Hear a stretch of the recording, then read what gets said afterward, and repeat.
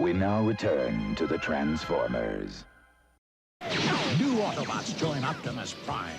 Smokescreen, Trax, Hoist, Inferno, Red Alert, and Grapple. And joining the evil Decepticons, Thrust and Dirge. More than meets the eye.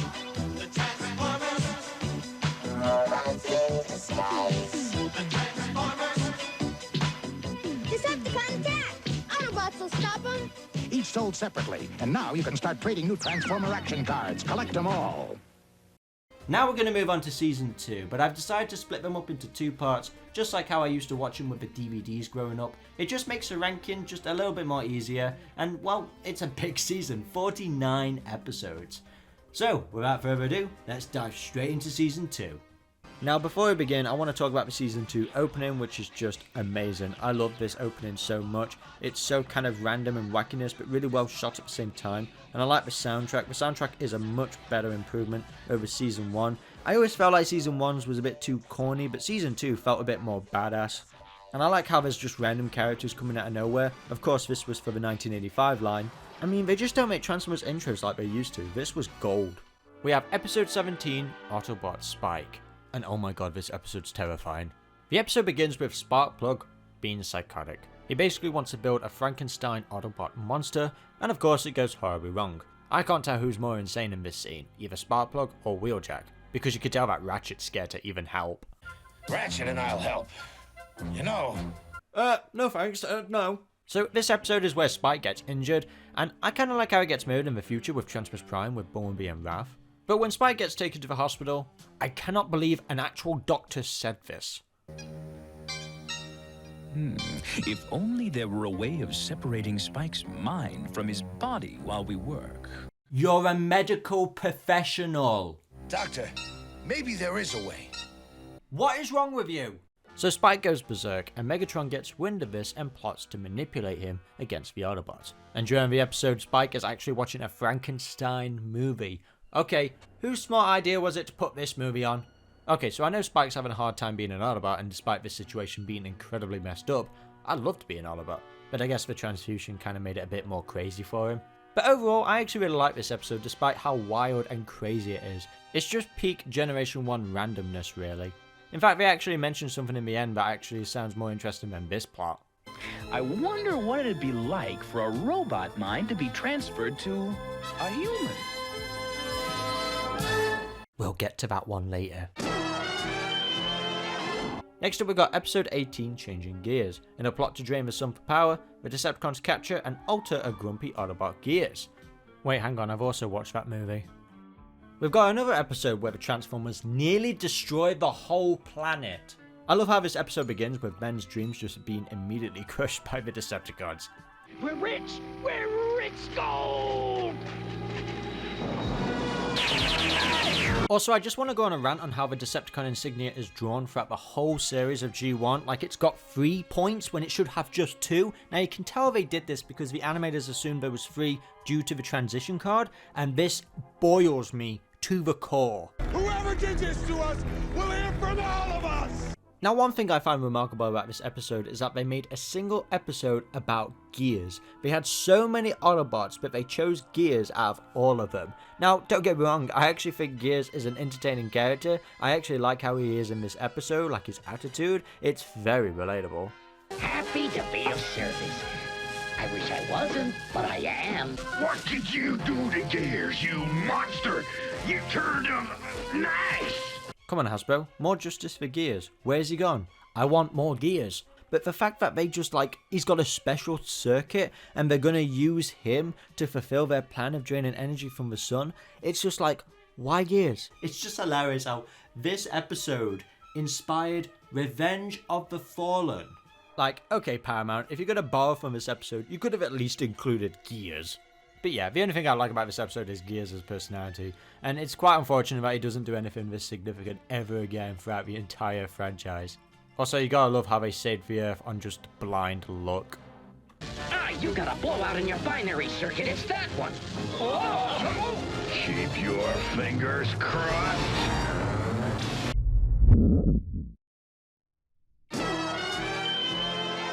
Episode 19, City of Steel. The Decepticons invade New York. I actually hate this episode, but mostly for the animation. So the animation studio this time around is by Acom. Now they only animated a few episodes of Season 2, but they would mostly cover episodes of Season 3. Now up to this point, the episodes have been animated by Toei Animation, which actually did a rather consistent job on the animation style, but I cannot, for the life of me, stand Acom's animation style. All the characters suddenly look off-model, a lot of things get recycled non-stop. I mean, I just hate this animation style. Everybody just looks ugly.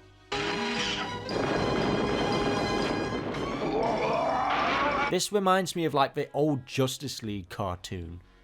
I know this is probably going to sound way too harsh, but I just always feel sick watching an Acom episode. The Empire State Building is sinking! Animation gold. But yeah, this is like one of the first badly animated Transformers episodes, and when it comes to the plot, I gotta say I'm not so keen on it either. It's not the best. I mean, we have Optimus Prime get dissected and then his body parts are used for a crocodile. Yes, literally a crocodile. We have Crocodile Optimus Prime. I want to dissect this thing now. The episode is essentially a scavenger hunt where the Autobots have to go out and find missing body parts of Optimus Prime. I can sense the presence of my legs. They're nearby. Do you think you could activate them from here? One of Optimus Prime's missing body parts is his arm with his rifle attached to it, used as a surveillance drone on one of the buildings. Megatron's turned it into one big fortress. Wheeljack, look!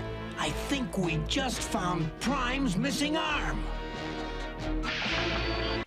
This episode is just too on the nose with its references, like we've got Devastator climbing a building, which is just a nod to King Kong.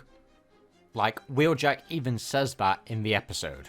I mean, we have our first appearance of Buzzsaw, which is pretty cool. Also, Sideswipe is able to fly once again without his jetpack. Say uncle, or I'll shove your nose in your afterburner! Gee, I didn't know Decepticons had uncles! Okay, maybe this episode isn't all bad. I know I'm going pretty hard on this episode, but I just don't have an affection for it. Every time I see it, I just skip it. It's just not one of my favorites. I mean, I just don't get it, guys. I can't believe they made a whole game based on this episode. Next up, we got episode 20, Attack of the Autobots, and this episode would serve inspiration for the Transformers Last Night movie.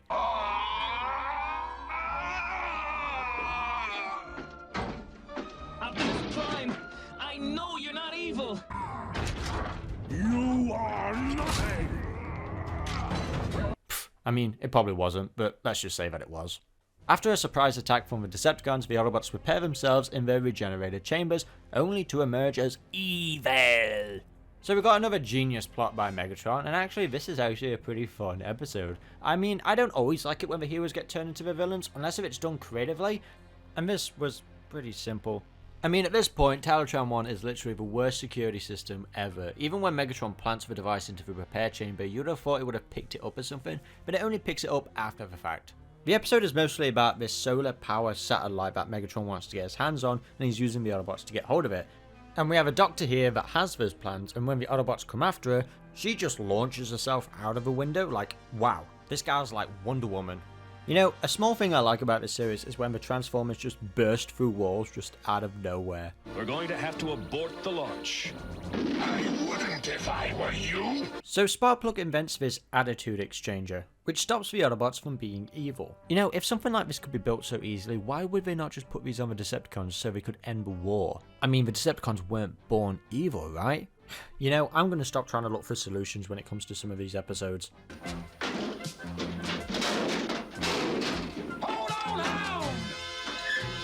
Great. Another one. Christ, thank God she was not in the first one. You know, I actually kind of like this episode, and I like that there was a solution found kind of pretty quickly, so it didn't drag on for so long. And another good highlight of this episode is Jazz. Anytime he shows up, I just smile. Plus, he's got some pretty killer tunes in this episode. Time to get down! And we get that wholesome moment between Optimus Prime and Bumblebee, which is kind of like the main starting point of their strong friendship throughout the franchise. You did it, little friend. You saved me. Episode 21, Traitor. Cliffjumper suspects that Mirage has betrayed the Autobots. Now this episode is fun and does something kind of interesting, but it kind of gets a bit tedious and annoying pretty quick, mostly because of Cliffjumper. Just the way how he goes so hard on Mirage, it's like, dude, chill out, please, we need more evidence. I just love how this episode begins with the Decepticons immediately blowing something up. They could explode at any moment. What's the Decepticons? Also, I'm pretty sure Megatron just murdered everyone in this building. No way were there just only 2 people.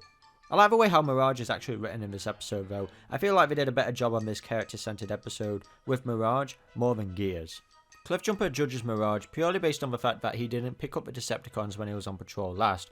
I've located the missing electro cells. Good work, Cliffjumper. Where? In the same area Mirage patrolled yesterday. Impossible! I'd have picked up a reading on them for sure. Maybe you did, but decided to keep it quiet. That'll do, Cliffjumper. We don't want bad feelings. Like, they're supposed to be Autobots. I don't understand why he would judge him so quickly. I felt like this episode wanted to make Mirage actually a Decepticon, but decided last minute to change it, like, because they lean in pretty forward with the idea throughout the rest of the episode. But yeah, anyway, Starscream calls Cliffjumper Papa. Come to Papa? Not so fast, Papa. But anyway, Mirage has a plan to set the Decepticons against the Insecticons. So yeah, we got the Insecticons back in this episode, but Bombshell is the one who's primarily featured, due to his brand new device that when it's screwed into your head, you're brainwashed. And unfortunately, Mirage falls victim to this, which makes Cliffjumper more convinced that he is a traitor.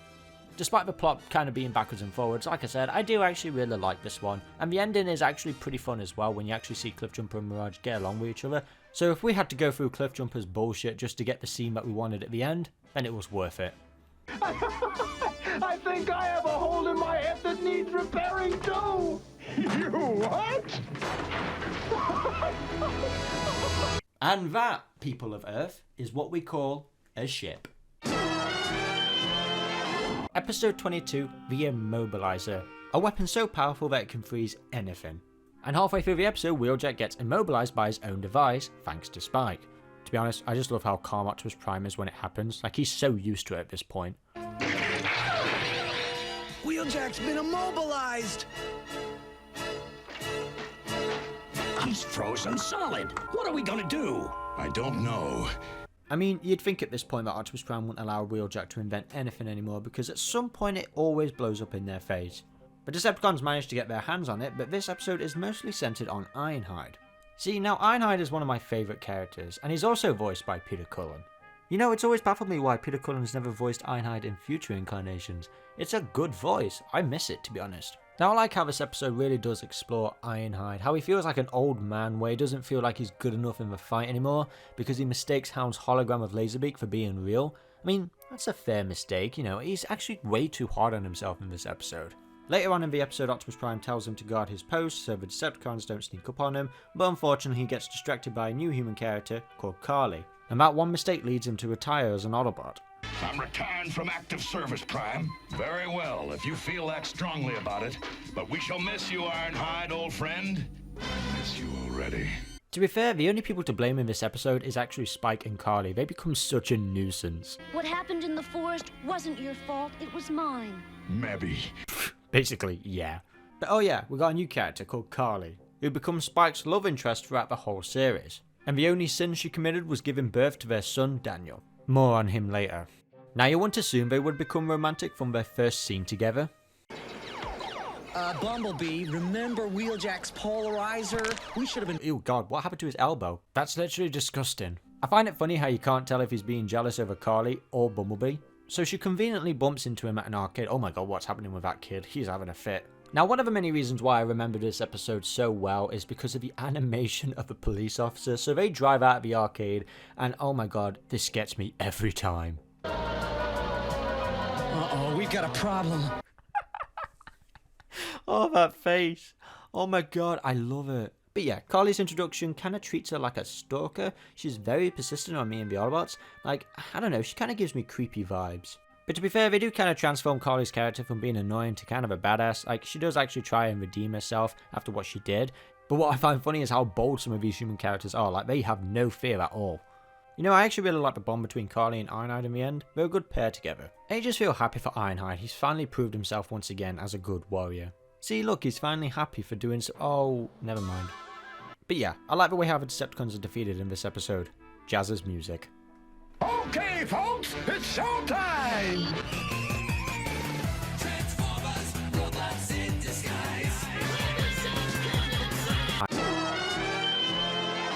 Now we have episode 23, the Autobot Run. When the Autobots race for charity, the Decepticons take this opportunity to trap them in the vehicle modes. Now, as a premise, it actually sounds pretty good. And you know, out of all the ACOM episodes, this one is not bad. Story-wise. Animation. It's vomit. Once again, like I said with the previous ACOM episode, everybody looks ugly. There's always something unnerving of how they animate the humans as well. It feels like they just went back 10 years. Like this was made in the 70s or something. So the Decepticons build a device called the Transfixatron, and honestly, I just love the way how we transition into the Wild West. Constructicons, attention! When will you complete the Transfixatron? You know, it'd be cool if we had a Wild West centered episode, but they're just kind of out here for no reason. So Megatron needs to test out his device, and who better than Starscream? Perhaps I should leave you as a jet plane forever! You can't leave me like this! The Autobots' banter is also good in this episode. Like, the idea that they actually want to get out and do this for charity is actually quite funny.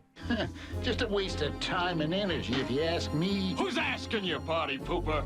You know, at this point we're used to the Optimus Prime animation by Toei, but ACOM's attempt to transform Optimus Prime, yeah, I'm kind of missing the Toei transformation now. Another painful error is Shockwave being on Earth when he should be on Cybertron. And then we've got the infamous shot with Megatron and the boys. I feel like the best part of this episode is the first half, and then the second half kind of drags on a little bit. I mean, at one point when we're trying to figure out how to fix the Autobots, Terratron 1 just comes up with this random robot, and wow, okay, as a British person, I find that disgusting. I mean, if everybody just listened to Huffer, none of this would have happened. I know the racing bit was bad news, but would anybody listen to me? Oh, no! Stifle it, Huffer, or I'll put my footy-o in your audio! I wish Braun was my friend at school. But yeah, this episode was fine. It gave us some good Sunstreaker moments, and then it also gave us this ugly claw-looking thing. And we got Chip. Well... Think fast! Now, if I can just get close enough to the Autobots... Wait, I think Chip just died. Oh no, never mind, he just lied about being disabled. Right, next up we've got episode 24, Atlantis Arise. The Decepticons ally with the undersea realm of Sub-Atlantica, but they become more treacherous than Megatron expected. This is the episode where the Autobots are balling. Yeah, so I could care less about the frog-looking men plot that happens in this episode. Ugh, I can't stand the sound they make. Shut up. Just shut the fuck. It's really just all the obscure stuff the Transformers do that makes this episode really worth it. He communicates telepathically. His mental power is great. But not as great as my firepower! Ah! To be honest, this episode's only worth it to watch the Autobots play football. Hut 1, Hut 2, hike! I don't know what it is, but seeing Generation 1 characters play football is just so wholesome to me. Like, it's the only show that really gets away with it. I gotta love how Megatron is so respectful of US statues. I mean, this is completely different to how it was in Dark of the Moon.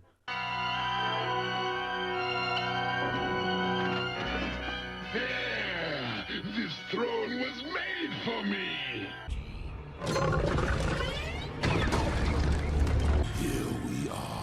This isn't an episode you really remember, you just kind of sit back and watch and just let it all happen, even if you don't really know what's going off. But I will give this episode credit for being vastly different. Like, this is the first time we get an introduction to these like mythical creatures, which we'll get a lot more of in future episodes, which kind of unbalances the show a little bit. But I mean, hey, this is a groundbreaking human discovery, another civilization lives within the sea, and of course, the Transformers immediately destroy it.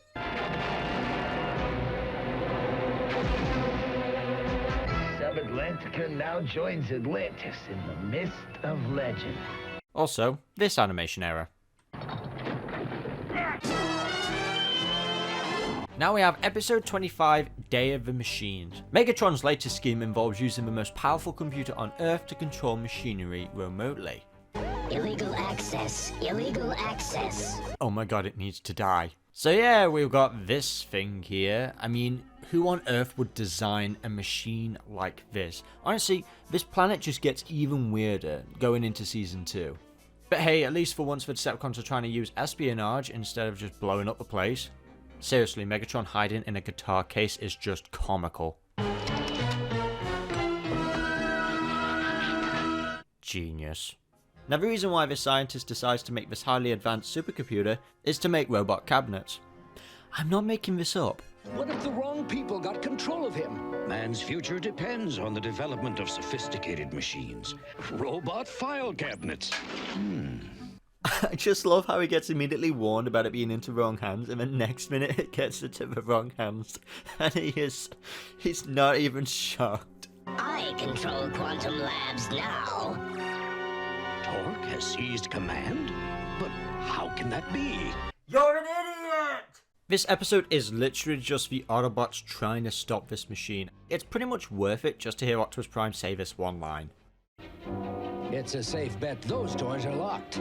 Fortunately, I have a delicate lock-picking technique. Genius.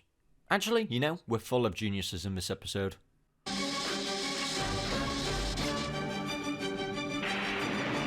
I think it's pretty sweet how Torque made a cameo and Trans was animated. I mean, yeah, whatever. This thing just reminds me of MODOK. Next up, we've got episode 26, Enter the Nightbird. Finally, a good episode. So the Decepticons capture this deadly ninja bot called Nightbird, and they turn her loose on the Autobots. So in this episode, we have a famous scientist called Dr. Fujiyama. And trust me, he's really famous. Optimus Prime, come quickly. It's Dr. Fujiyama, the famous scientist. He wants the Autobots to be at the unveiling of his brand new creation, just in case the Decepticons try and get their hands on it. My curiosity is aroused. We will come, Doctor. Whoa, calm down, Prime. Hang on, what? If it walks, it probably needs a long extension cord. I wonder if batteries are included. Hey guys, remember when you give the Dinobots literally dinosaur brains? Not very smart, were you?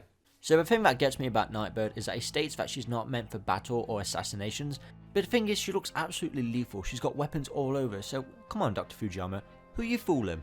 Throughout the episode she's got like weapons hidden as well. It's like, okay, yeah, this girl's really powerful, she's a tough robot. She was definitely meant for assassinations. So of course the Decepticons attack, and you know there's actually really good fighting in this episode. We get to see Mirage use his invisibility, we got Bluestreak even taking a bullet for Prime. It's actually a pretty good action sequence. Well, until the Decepticons use a can opener to open the dome. I don't think that's how it works. I love the Decepticons' new base, by the way. Like, yeah, but don't give it away. It's literally right on the nose. The main highlight of this episode really is sort of Megatron's infatuation with this machine. Like, he's really impressed with Nightbird. Terrific! She's everything I've always wanted. She looks like some earthling play puppet. Yes, but this puppet has a punch. And it's just hilarious to see Starscream get extremely jealous because he's scared of being replaced by her. Replace me? Never! Poor Starscream, he must have a lot of insecurities if he thinks he could be replaced very easily. But yeah, I like this episode overall. You know, the Autobots are having more of a challenge with Nightbird than they ever have with the Decepticons. And it's really interesting that a human invented this. It wasn't something designed by Megatron. And it'd take a few years, but we finally have a toy of Nightbird. You know, she's actually a very popular character within the Transformers franchise.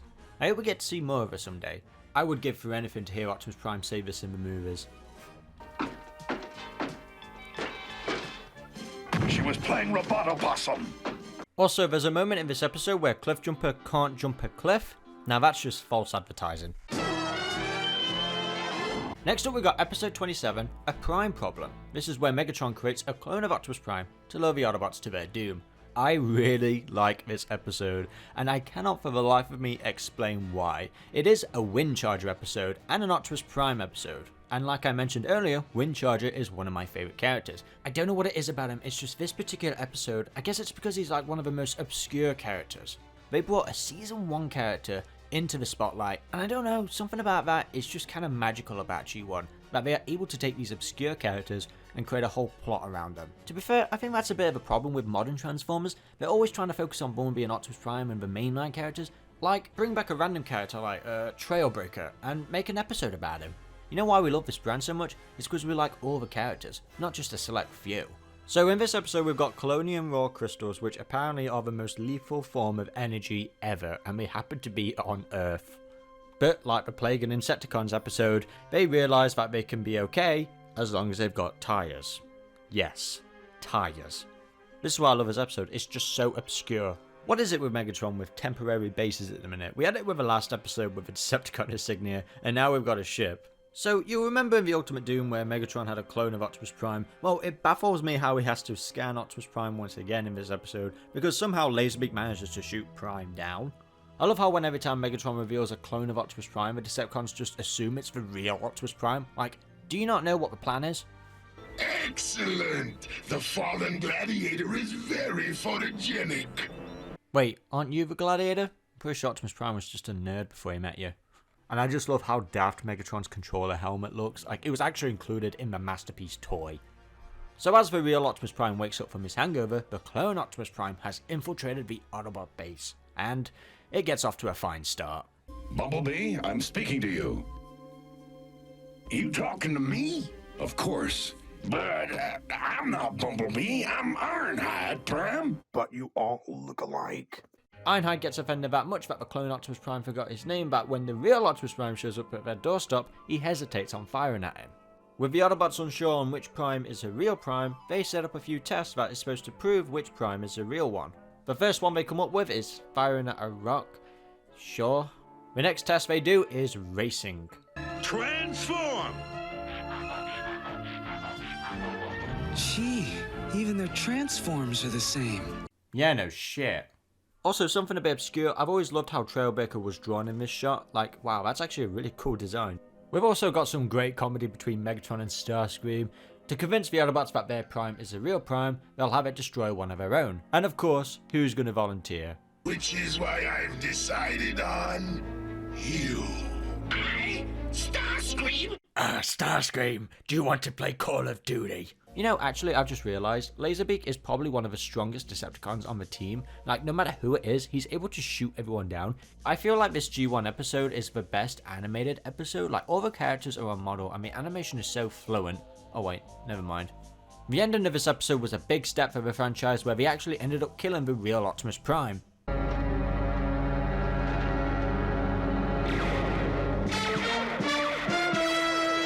Oh wait, never mind, that comes much later. Oh yeah, we've got two new Autobots as well in this episode. We have Powerglide, who saves Spike from falling, and then we have Warpath with no lines at all. He's dropped Spike! From one ship? How, Peter? How did you get that name wrong? Next up we got episode 28, The Core. Megatron tries to drill his way to the centre of the Earth, because he's being really smart in this episode. The Autobots take control of Devastator, however, with a mind-controlling Dominator disc. So we got a lot of things going off in this episode, and it's another ACOM episode, so like I mentioned before, there's a fair amount of plot holes in this episode. Okay, so the Autobots want to control Devastator, for reasons I don't know why, and then somehow Megatron knows what they're up to? I mean, the group of Autobots in this episode was actually kind of fun to see, but I kind of wish Jazz was leading them instead of like Sunstreaker most of the time. I mean, it does deliver on some comedy gold with Megatron and Starscream. Perfect vengeance at last! Let them go! What? Traitor! I think the biggest offender out of these ACOM episodes is the way how they draw Megatron. It is just so incredibly gross. I hate it. It's so... oh god, just get it away. Surprisingly though, Spike isn't in this episode. That makes for a change. To be honest, the only main highlights of this episode is Devastator just throwing a bunch of Autobots around. And then you've got the Autobots and Decepticons teaming up and Megatron just absolutely hates it. And then you've got the heartwarming quote with Optimus Prime at the end that I think a lot of kids actually found inspiring. I guess I was hoping Devastator might join the Autobots for good, but that's probably just a dumb old dream. Hang on to your dreams, Chip. The future is built on dreams. Hang on. That's a stupid dream, Chip. Episode 29, The Insecticon Syndrome. In this episode, we have the Insecticons feeding on a source of power which makes them grow bigger. And if they don't find a cure, it will cause them to explode. We have another episode now that introduces brand new characters, and the first one is Beachcomber. I like Beachcomber, he's one of my favourite characters. And I'm not talking termites, I'm talking big creatures, real big. He smokes weed. He's basically a hippie. That's not why I like him. It's just because he's all about peace and love, and that's like, you know, a cool thing to have an Autobot be a pacifist. It's actually kind of an interesting concept. It's not because of the weed, I'm promising you. I'll meet you down at the big yellow joint. So the Autobots discover that the Insecticons have been eating trees, and I think this is actually the fastest transition to a next scene, not just in the Transformers franchise, but I actually think in cartoon history. Gigantic robot insects that eat trees? You've gotta be kidding! We've also got a new Autobot as well in this episode called Inferno, and well, he's basically just too busy foaming everybody in this episode. And you got Spike as well, he's finally got his own gun. To be honest, the only thing weird in this episode was actually seeing the insides of Ironhide's arm. So the Insecticons and Decepticons are not getting along at all in this episode, and it actually makes for a really great comedy. In the episode, the Insecticons have pretty much mind-controlled half of Megatron's troops. They started out with Soundwave. I like this one line of Megatron, that's actually pretty badass. No one gets into my cranial chamber! And this leads to Optimus Prime and Megatron teaming up. We once again have Optimus Prime using Megatron in his gun form.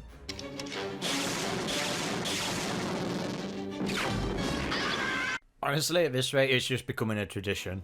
Also, I think Spike's been hitting the gym. He is absolutely insane in this episode. Optimus, no!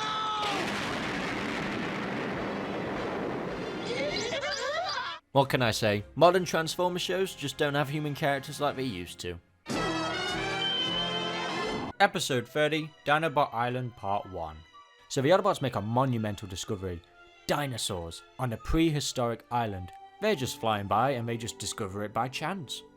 And instead of telling the world about it because, well, this is a significant discovery, they just use it as an excuse to throw the Dinobots on it to get rid of them. Just because they've been a bit too chaotic around the base recently. And I swear, Huffer has it out for Wheeljack here. But lately I've been teaching them to use their powers with a little more finesse. Beryllium baloney, Wheeljack. Once a dino klutz, always a dino klutz. But go ahead with your demonstration. It'll only prove my point. You, Huffer. And with the idea of a dinosaur island, Spike gets excited and wants to go see it. And Optimus will give any excuse at this point to just get rid of all of them. Now Spike, you've got to be really creative here. This is a dinosaur island. Give some creative names. What kind of ideas you've got for this monumental discovery? Oh, wow!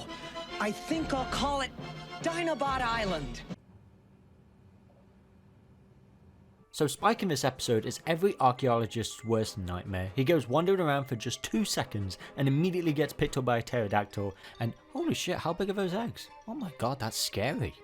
Then Swoop comes to the rescue, and it literally takes 5 seconds for this to happen again. It's unreal.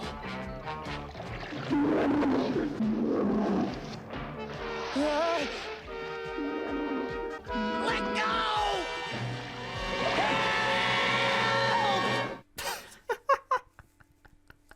Oh my god. This is literally why I love this episode, just because of that one scene.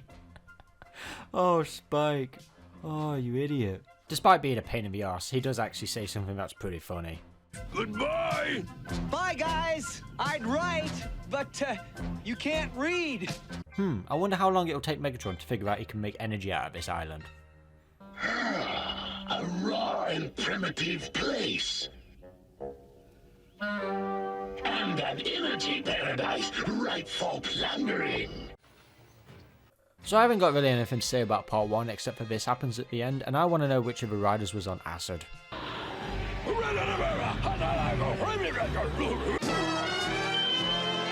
Now we've got part 2. I don't actually remember anything from this episode, and I've just watched it. Seriously, we have so much wacky stuff going on. We've got mammoths, bikers, cowboys with lasers, and then pirates that... I don't even want to get into it. It's just weird stuff, right? And I'm pretty sure the writer of this episode, Donald Gluck, was on acid. Like, I don't know how else to explain it. I mean, a mammoth fits in Optimus Prime's trailer. How? How is this possible? That is not possible. And we've got a load of new characters just kind of launching our faces. We've got Coneheads, we've got Dirge, Ramjet Thrust, Perceptor, Sea Spray, Blitzwing, Warpath and Smokescreen. And my favourite one of all, Drax. I'd rather stay in my stunning auto mode. You're going to be hearing a lot of that in this video. And these new characters, well, some of them are new. Most of the designs are based on Season 1 designs, but they've been touched up and remolded ever so slightly, but just given like a different colour scheme. New package, same product, losers. No explanation is given as to where they came from. I mean, do we really need an explanation? Let's just say they travelled from Cybertron to Earth. It's just that simple, really. So basically, Megatron's plan causes the volcano on Dinobot Island to start erupting, and the Autobots go over to go and save it. Well, you know, we get their jetpacks because obviously these guys can't fly anymore. And this is kind of like the first time we get to see the brand new characters in action. Like, I hope we don't destroy this place before we can study it. Oh, Beachcomber, it's not that kind of show. It was fun to see the Decepticons actually get tossed around by real dinosaurs, but honestly, the drastic errors in this episode are just stellar. Episode 32, The Master Builder. We have Grapple and Hoist, brand new characters get their own centered episode. And when an invention doesn't get approved, they ally themselves with Constructicons. Also, this is the episode where Optimus Prime's balling. Am I drooling correctly? The word is dribbling, Optimus! Look at this! Here, Spike, compute quickly. That's literally why I love this episode. Oh, Gary! Of course you need feeding right now, don't you? Okay, so I'm going to go feed that little tyrant. I'll get Theramus to cover this episode because I know this is one of his personal favourites. I'll be right there, Gary. One of my favorite episodes of Transformers Generation 1 is the episode The Master Builders. I love this episode because it has a lot of fun moments in it, especially when Optimus Prime is playing basketball and dunking on the bots. He shoots, he scores, what a star! Watch out, Spike! I'm driving for a layoff! It's called a layup, Prime, and watch out for tracks!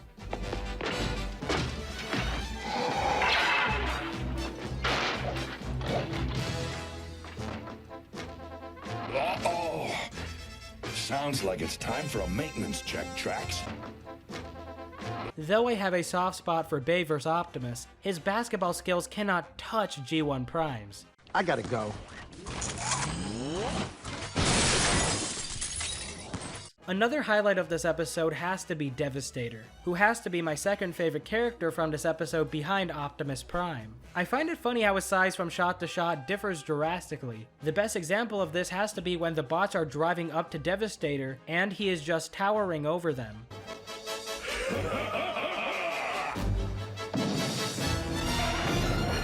I also find it funny how he can just swipe his arm and cause a giant gust of wind to hit the Autobots. A clever thing that the Autobots do to take down Devastator is to use his strength against him, which ultimately causes Devastator to destroy Hoist and Grapple's tower, making Megatron's plan of besting the Autobots fail once again. Another thing that I want to mention is that there is something kinda dark in this episode, especially for a kids cartoon. You see, after Grapple and Hoist complete the tower with the help of the Constructicons, Megatron orders Devastator to seal the two Autobots in the tower. They were only saved after the Autobots were able to break them free from the rubble, meaning if the Autobots were unable to stop the Decepticons, Hoist and Grapple would have been trapped in their own creation that was now taken over by the Decepticons for all eternity. All because they were gullible, which is definitely a hell of a way to teach kids not to be gullible and to think twice before taking up an offer that seems too good to be true.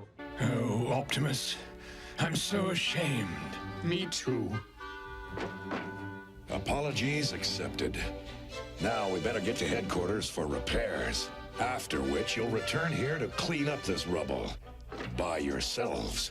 Overall, I highly recommend this episode since it's just pure fun, and it has something for everyone to enjoy, especially Optimus Prime dunking on the boys. Lastly, I want to thank Comodin and Cam for letting me be part of this collab. Right, so with that out of the way, let's talk about Auto Berserk. Another one of my personal favourite episodes. You're kidding me. Gary! Okay, now he wants to be let out. Who am I going to get to talk about this episode? Ow! Oh. Fine, sure, yeah. Okay, fine. My favourite episode of Generation 1 has changed every month for the last several years, but for a while now I've settled on Autobot Berserk being my absolute favourite. A Decepticon attack leaves Red Alert with a head injury so bad that it damages his logic circuits, making him a paranoid wreck. Feeling betrayed by the Autobots, he runs away and allies himself with Starscream with the intention of stealing Wheeljack's new weapon, the Negavator. Stand aside, Red, old buddy. You're safe now. Not so fast. Starscream's my partner. Red, you need help. I love everything about this setup. We've got the one and only Red Alert centric episode. We've got one of the many Starscream centric episodes. We've got scenes that the poor writer had no idea would become ship fuel many, many years later. It's cheesy and it's stupid and it makes no sense. It's the perfect G1 episode. All my favourite episodes of G1 happen to have 3 different components: niche characters, bizarre logic, and weird stuff that goes completely unexplained. Auto Berserk has all of this in droves. Red Alert and Inferno are front and center, 2 characters that barely show up again. An unfortunate side effect of this is that by being Red Alert's only highlight episode, everyone associates Red Alert with being a paranoid weirdo. You want to get rid of me, just like the others do. You're more damaged than I thought. Even though that's really not what he is. In terms of bizarre logic, we have Rumble firing a missile down through a door along a winding corridor where it hits nobody along the way before colliding into Red Alert. Not to mention that the extent of the security of the Negavator consists of prison bars that literally anyone in the world could get through. Finally, for weird stuff that goes completely unexplained, we have the tunnel drone. While Starscream and Red Alert are sneaking through the vent drain thing, they encounter a creature known as the tunnel drone, a gigantic robotic monster that Red Alert claims to be unstoppable. Quickly, before the tunnel drone gets here. The what? I don't want to die! No! The alarms! I'll worry about them later! Why is it there? Who built it? Why don't the Autobots bring it into battle? Who knows, I love it. My favourite moment in the whole episode has to be when the Seekers get completely screwed over and Megatron says, Quickly, the Negavator! You're too late, Prime! Next stop, Oblivion!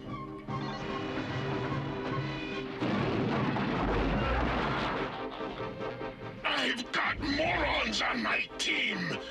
Just a very honest moment of reflection from Megatron, really. Favourite animation error? It has to be this one right here where Optimus Prime's trailer clips over a building. It only adds to the godlike powers of that thing. It defies reality itself. The insanity and stupidity of G1 fluctuates throughout the show, but this episode is by far the most condensed amount of stupid nonsense, insane weird stuff, and genuine plot. It's great. Come on, Red. We'll take care of you. What's the matter? Can't you transform? Hey, that's my car! Put it back where you found it! Oh, sorry, Chief. It looked like a friend of mine. No 2 ways about it. I gotta take that vacation. Especially if you're one of those peeps that ship Red Alert and Inferno based off this one episode. I mean, they're pretty cute. I'm getting ahead of myself. Back to camp. Thanks for having me. Bye. Now, one thing that gets me about the Auto Berserk episode is just why exactly the Autobots, the peaceful Autobots, were working on such a highly destructive super weapon anyways. Like, I can't fault Red Alert for being a paranoid nut in this episode. This was essentially just Red Alert going through his goth phase. I can definitely imagine him being into My Chemical Romance, and I'm all for it.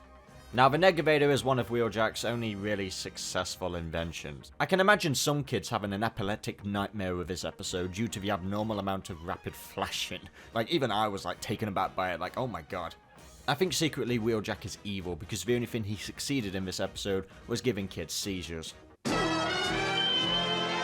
Episode 34, Microbots. Perceptor, Brawn, and Bumblebee must shrink themselves to go inside Megatron to retrieve an artifact. The heart of Cybertron. Yes, we got a shrinking episode, because every 80s cartoon did at that time. There's also the episode where the Decepticons get drunk. Go, Cybertron! Land of the Metal Moon! You know, out of all things Michael Bay could have took from G1, I'm surprised he didn't do something like this. So in this episode we have a bunch of archaeologists find the Decepticons' old ship. Yes, I'm 100% crushing on this girl because of her hair. So you know at this point I really love Brawn, but in this episode he becomes a massive dick to Perceptor. It takes more than muscle to fight. Yeah, it takes courage. Or maybe that word's not in your fancy vocabulary. Leave him alone, Brawn, or you're gonna tangle with me. Oh, I'm shaking in my proton boots. You know, I think it might be because Perceptor is really a Decepticon. I can't go. I've got too much to do here. Ha! That's a good one. It's not just Perceptor who gets bullied in this episode. On the Decepticon side, we also have Starscream receiving this treatment. Help! Get this thing off me! I think it looks stunning on you. Also, we have a scene here that has no relevance to the main plot whatsoever. We just have Ravage going up against a leopard.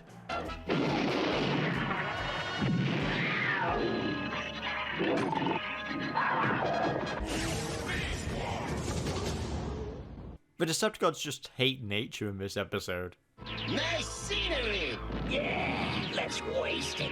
I hate nice things. Anyway, Megatron gets his hands on the heart of Cybertron, which is basically used to just fuel up their ships. But when you put it in yourself, you get enormous power, and Megatron just demolishes all of the Autobots. And the only plan that Perceptor seems to come up with to stop Megatron is to shrink to the size of an ant, go inside him, and violate his insides. I can only imagine what the scene would have turned out if Megatron actually saw the Autobots go inside him. What's Decepticons? He's trying to get in my ass! Get him out! He's like...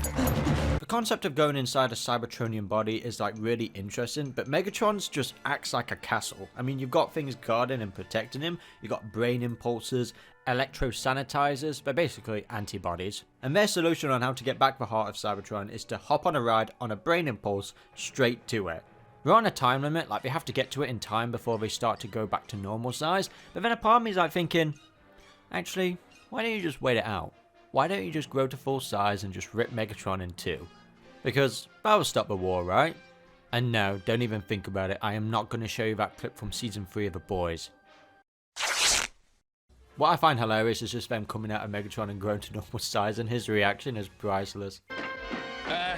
Excuse us. You filthy retro rats! I really like this episode. It's a wacky Transformers episode, and I'm all for it. I'm just glad that my boy Brawn and Perceptor got along in the end.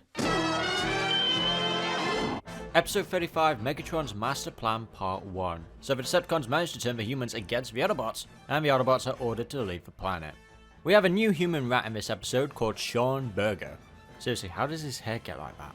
He gets upset that he isn't mayor, so he sets up the Decepticons, but then he ends up joining them because he gets fooled by Megatron and believing that they are good guys. Seriously, dude? They literally call themselves Decepticons. That doesn't set off any red flags? Enough! The Decepticons fool the Burger Man by disguising themselves as Autobots. I think this is the only time in the show where robots in disguise is taken quite literally. I know it's Starscream, but hearing Peter Cullen laugh as Optimus Prime is really unnerving. Another raid to blame on the Decepticons. Now I understand why he never laughs. I like how in this episode we actually get more dialogue from the Coneheads. Hey guys, look! Burger dropped one of his video cameras. Let's make some home movies. No more filming. We need to protect Dirge, okay? He's so precious. So the Autobots are worried that the humans are going to end up believing the Decepticons, and I love how Sunstreaker has just been so honest in this scene. I knew the humans would turn on us someday. They're such undependable creatures, inferior life forms. I'm not so sure, Sunstreaker. Some of my best friends are humans. I just love how Spike is stood right there. Anyway, he manages to figure out what the Decepticons did, and well, I love ever having a court session in a stadium. You know, that actually kind of works. I gotta admit though, the scene where the Autobots are about to take off and leave Earth is really emotional. I need to know how you're gonna fight back. What your leaders say is true. This was all my fault. Episode 36, Megatron's Master Plan Part 2. This is the episode where Megatron slam dunks a human. No, I won't let you. I love it. Now the only thing about this episode that raises concern for me is this kid's drawing. Like, oh my god, how is this so detailed? Also, he's dressed up as Megatron. I think this kid needs to get to therapy quick because I'm very concerned about his future. So yeah, in this episode, we have Decepticon Day. Yay! I love Decepticon Day. Come again? Hey guys, the Firebird is here. What are you doing? Shut up, comedian. I'm the main character now.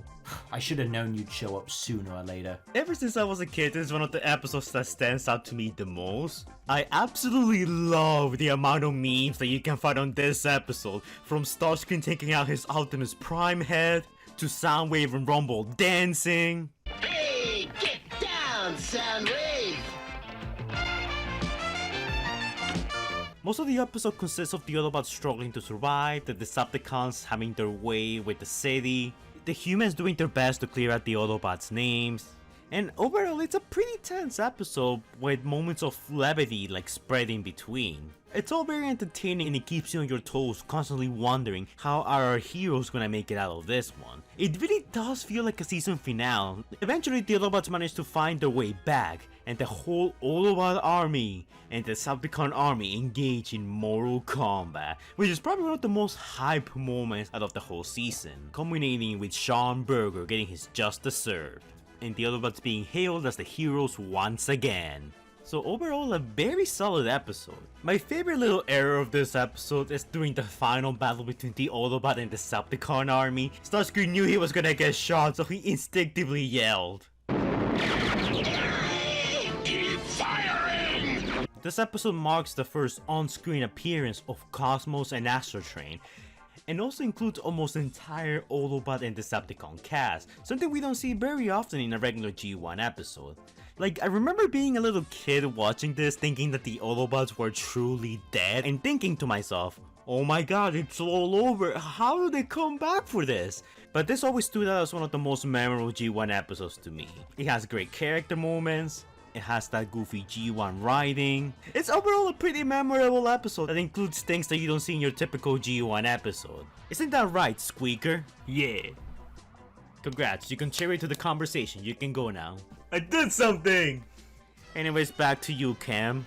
You know, another thing I like in this episode is Optimus Prime realizing he made a bad decision, and you got Ironhide making a remark about it, which is not something you actually see a lot of from the Autobots, especially in modern Transformers. You're right. Maybe we ought to take it out on the one who got us into this mess. I did what was necessary. Damn Ironhide, the absolute shade. Also, I can't believe after all these years I've just picked up what Thrust meant to Chip in this scene. You pile of reject parts, Reject parts! Oh my god, his face, he knew exactly what he meant. Aw, I feel so bad for Chip now. Slightly. But yeah, this episode was really fun. I'll end it off with one of my favourite scenes of the entire episode. Laserbeak want a cracker? I started blasting. Episode 37, Desertion of the Dinobots, Part 1. The Dinobots abandon the Autobots just when the Autobots and Decepticons begin to suffer a malfunction. Now this is a fun two-parter, but there's a lot to unpack here. I mean, the opening scene is just wild. We got Soundwave sitting in Ironhide's cargo compartment, and Ironhide somehow fails to notice that Soundwave was inside of him. But not only that, we've also got Blaster in Ironhide's cargo, and he fails to notice Soundwave sitting right in front of him. And it's only until Ravage is ejected that Blaster picks up on it. So yeah, we're off to a great start. It was nice seeing Mirage and Hound use their holograms again to great effect. But then we transition to Bumblebee at the carnival, and this scene always makes me laugh because of just how quick the transition is, but then also what Carly says. It makes no sense. You'll see, Bumblebee.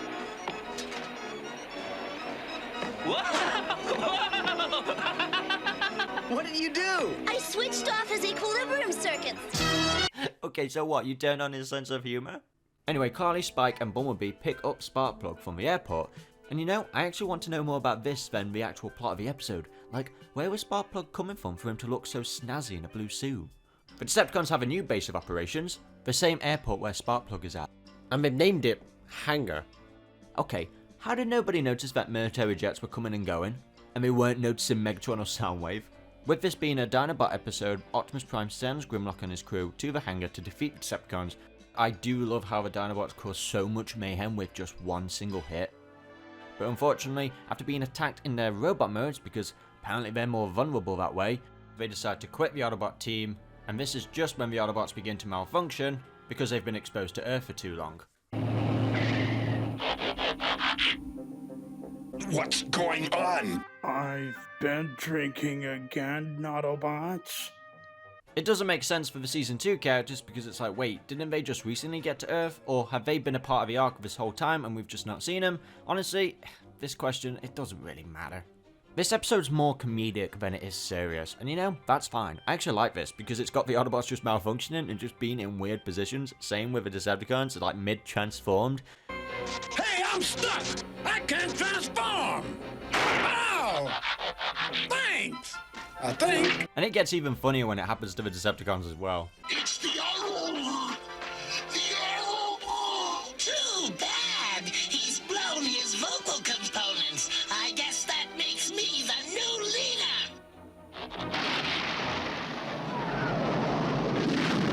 The Autobots need Sabatonium, and with the Dinobots being no help, the kids, well, the superhumans, they're basically superhumans, travel to Cybertron.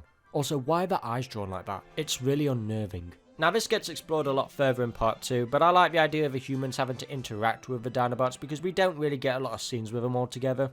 After successfully travelling through the space bridge, honestly I'm surprised if they don't throw up, they encounter Shockwave. This time we will be ready. Oh, never mind. They just died. Also, why is Shockwave holding himself? He is exactly like you in every way. Except 1/8 your size. Breathtaking. Episode 38, Desertion of the Dinobots Part 2. Carly and Spike travel to Cybertron to find a way to save the Autobots. So part 1's ending just like completely lied about the ending's cliffhanger, because as soon as part 2 begins, well, we've got Carly and Spike ready to enter Shockwave's lab. Of course he's there, ready to fire, and well, Shockwave just vaporizes everything. That was my car, not an Autobot! Decepticreep! Yeah, love, I don't think this guy gives a shit. Somehow they managed to evade all of Shockwave's attacks.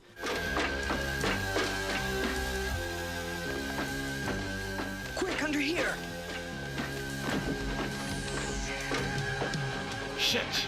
By escaping Shockwave, they discover the supercomputer of Shockwave's whole lab. So Spike uses his thumb to talk to his dad back on Earth.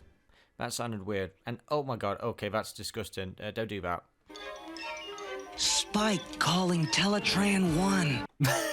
Oh, okay, let's just move on. You know, there's something about this episode where Shockwave sounds kind of different. Like, I don't know, just throughout the episode, it just seems like he's tired of Megatron's shit. And what of the humans? They managed to escape, Megatron. Like, what am I doing here? Why am I working for this guy? In the episode, Carly gets electrocuted and falls down and twists her ankle, like the convenience that she is. She becomes a pain to carry throughout the whole episode. So when they get to Wheeljack's lab, they find out that Swoop has been following them this whole time after the other Dinobots got captured and he managed to escape. And all three of them head off to go rescue them. And just as I expected. Carly, your ankle, you're not limping. I think it's better. I knew it, she was lying. And you know, this is actually a good episode, and it's mostly thanks to Swoop. I'm glad they chose Swoop to be with Carly and Spike. The one that can fly, but then isn't able to because he gets damaged halfway through the episode. I personally think Swoop is one of the best out of the Dinobots, just because I'm a big fan of a pterodactyl in general. But also his personality is a lot of fun as well. I don't know, I just like this guy. The one thing this episode showed was actually Swoop is one of the more smarter Dinobots. Almost forgot! Me Swoop can transform! Well, kinda. One thing to significantly note about this episode is that this is the first time we get a real glimpse of Cybertron's past, of how the Autobots and Decepticons started. Of course, over time this would be kind of slightly retconned and things about the lore would change over time. But I think the designs here are actually pretty solid. You know, for a first draft, this isn't bad. You don't see a lot of these designs. They don't really go back to this first episode and kind of pull these designs out. So we discover the Dinobots digging for Cybertonium, which Shockwave is so desperate to get, but it only takes a few seconds for them to conduct a plan to escape. One of the funniest moments in this episode is just how long it takes Shockwave to notice that the Dinobots are stood right there. The Cybertonium is ready for shipment, Megatron, but I have lost control of the space bridge destination. Intruders! You know, I just cannot get over in this episode how weird the humans' eyes look. Like, they look freaky, and we never really see this again. And also another thing we never see again is kind of the Dinobots being rebellious. Like, they joke at the end about until next time that they don't want to take orders anymore. But actually, yeah, this is kind of like the last episode where we kind of get anything like that from the Dinobots. Because now they just get used as brutes and for their comedic relief. I feel like they did enough stories of the Dinobots rebelling, and I kind of always found it annoying when they did. So it's kind of good that this episode kind of wraps that up and makes them like a whole unit again with the Autobots. Episode 39, Blasters Blues, and oh my god, it starts blasting. They've got two generic rock themes overlapping and I cannot hear anything at all. It is just painful to the ear. I want it to stop. Please let it stop. Yeah, so this episode's annoying. But I'm not the only one who feels this way. I'm glad that me and Optimus Prime are on the same level. My audio receptors! What is that noise? Humans call it music. Not this human! Blaster! Shada! Sounds alright to me. And then you've just got jazz. So the Decepticons are after this human creation called the Voltronic Galaxy, or whatever, and it's supposed to disrupt airwaves.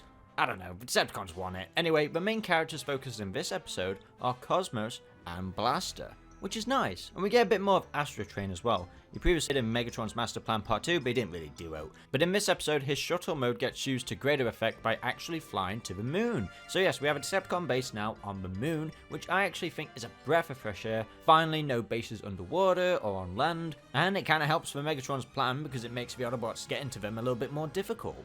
And that's what I liked in Transformers Armada when we had the Decepticons base crash land on the moon, because it just makes it a little bit more difficult for the Autobots and Decepticons. So we have Blaster inside of Cosmos, and, okay. I mean, this is just weird, right? You know, you've got the smallest Autobot, who's part of the Minibots team, who is the size suddenly of a big ship. Then you've got Blaster, which is the size of a cassette player. And don't even get me started on Astro Train. It's Transformers. It's mass shifting at its finest. So the Decepticons hijack Earth's airways, and yet somehow you're still able to watch this episode. So the Earth is suddenly on fire, everything is going chaotic, and you gotta wonder the logic of this though, because it's like, human societies can adapt without radio, so I don't know why radio is like causing so much chaotic with the weather and things without electric. I mean, don't even get me started when Carly and Spike go to the moon, I could just have a field day with that. Like the creator said, we gotta emphasize action over plot. I mean, I like the Autobots just helping out when we had the montage of them going across different places around the world as it was set on fire. You know, I just really like that with the Autobots. But despite all that, of course, the only thing that ends up saving the Earth in the end is music. What was that? Don't play with me, fool!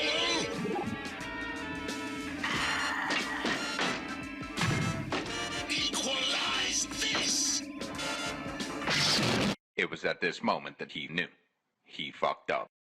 I mean, who cares? At the end of the day, we get a fight between Omega Supreme and Astro Train, and we have Optimus Prime versus Megatron on the moon.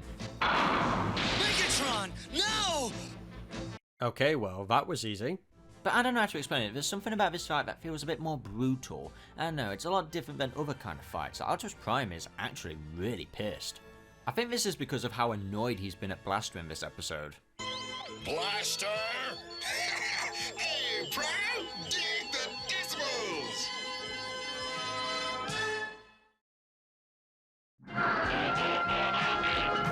The Transformers will return after these messages. This is my episode ranking of Season 2, Part 1. From episode 17 all the way up to episode 39. And as we can see, my favourite episode has got to be Microbots. Now, I said a prime problem was my personal favourite, but when I look at it, I actually think Microbots deserves that one up more just because it gave us a lot of fun moments and it went all out in its wackiness. You'll notice that most of the wacky episodes are the top tiers. That's just because that's what I love about this brand, is how crazy it can go. But not so much where some episodes just kind of throw logic out the window and it's animated poorly and it just becomes overall a mess. I'm talking about wackiness where they are put in a setting and it's actually done for creative effect. My least favourite episode had to be City of Steel. I just can't bear to look at that episode. Okay, so with part 1 now done, let's move on to part 2, from episode 40 all the way up to episode 65. We now return to the Transformers. Now episode 40 is such a wild and wacky episode. There's just so much to talk about, so I think I'm going to need the basics on this one. A Decepticon raider in King Arthur's court may be a surprising choice, but it's definitely one of my favourite episodes from the entire G1 cartoon, if not my favourite episode. And I don't know that I could really explain why exactly. I did love time travel. I still enjoy a good time travel story now, even as an adult. But I loved time travel stories as a kid. So this one really jumped out at me because it's from that point, like in the middle of season 2, when the series is starting to steer away from stories just being about the pursuit of energy. And they're starting to do more stranger, more eclectic, more like genre pieces, going off to alien planets and back in time and to Hollywood, and it's getting weirder, you know, but it's not so weird. It's still quite sci-fi, you know. And then as part of that, putting the characters in these weird and unusual new scenarios gets you like memorable set pieces, scenes like the Red Knight riding on Warpath, jousting with Rumble on Ramjet, and Rumble's got a little shield with a Decepticon symbol on it. You want to rumble with Rumble? Who doesn't love that?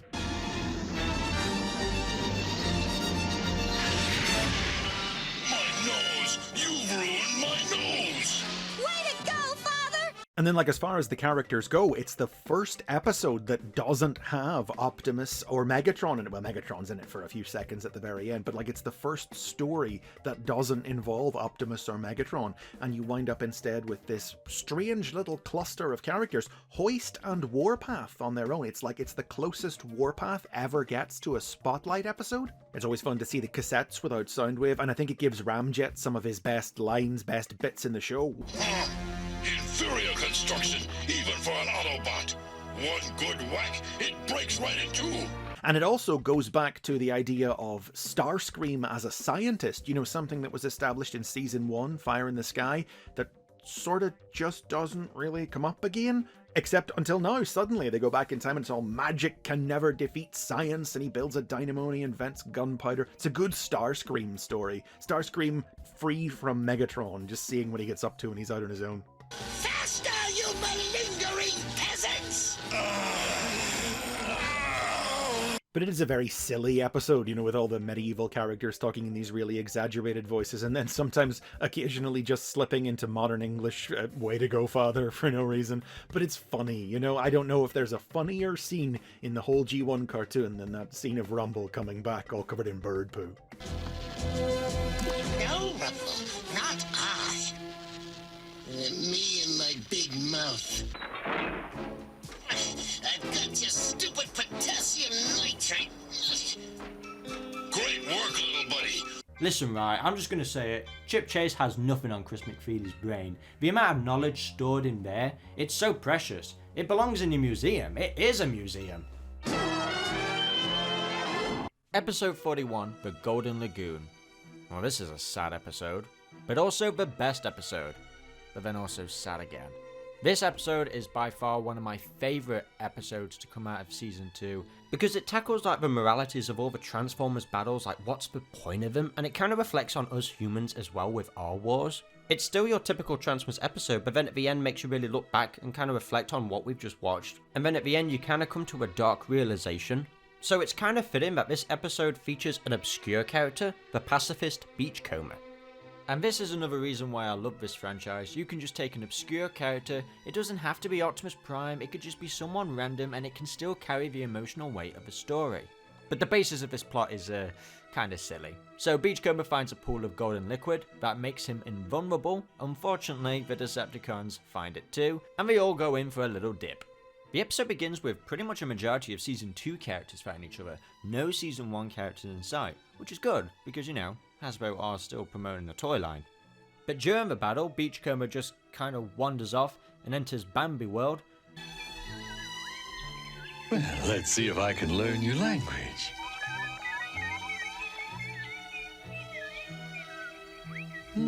How do I say, it's a beautiful day?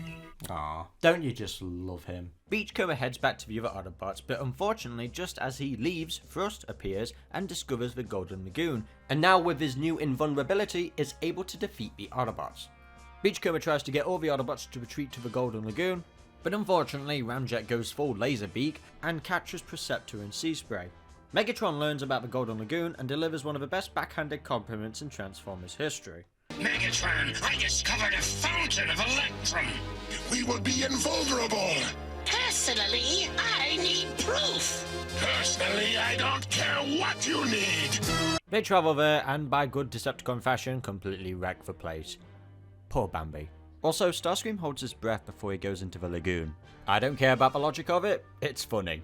In this episode we have a lot of Season 2 Autobot characters' personalities get really showcased, and that's why I think G1 is so strong with its personalities, because every Autobot kind of feels unique, there's not like mirrored copies of each other. Like with Warpath, whenever he would make up like sort of weird rhymes or whatever the hell it was.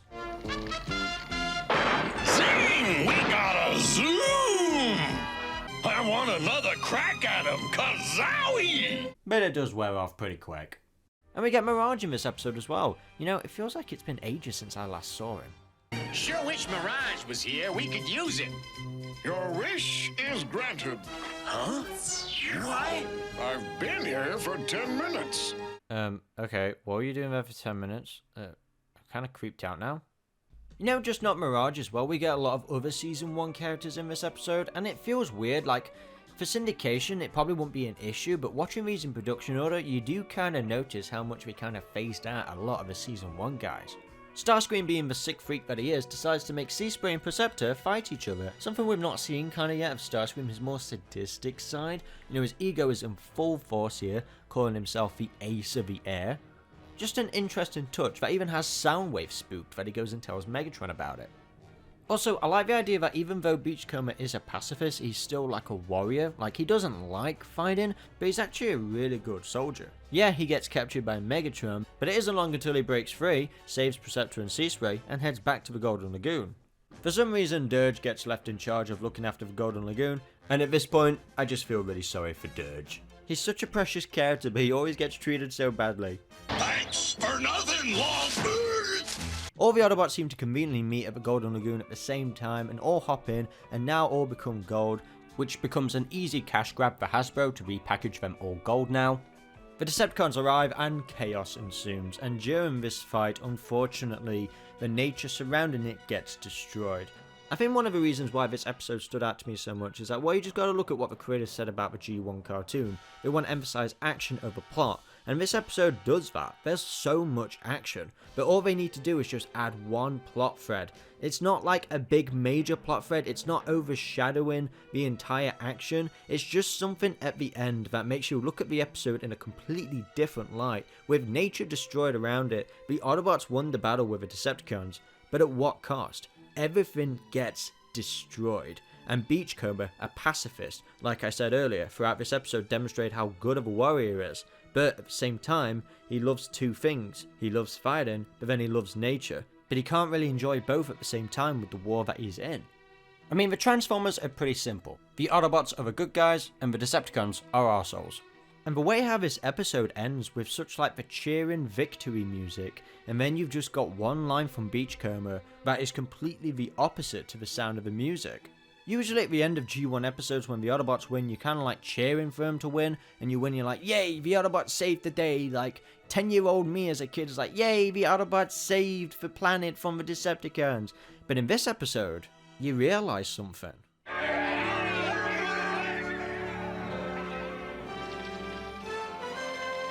We won.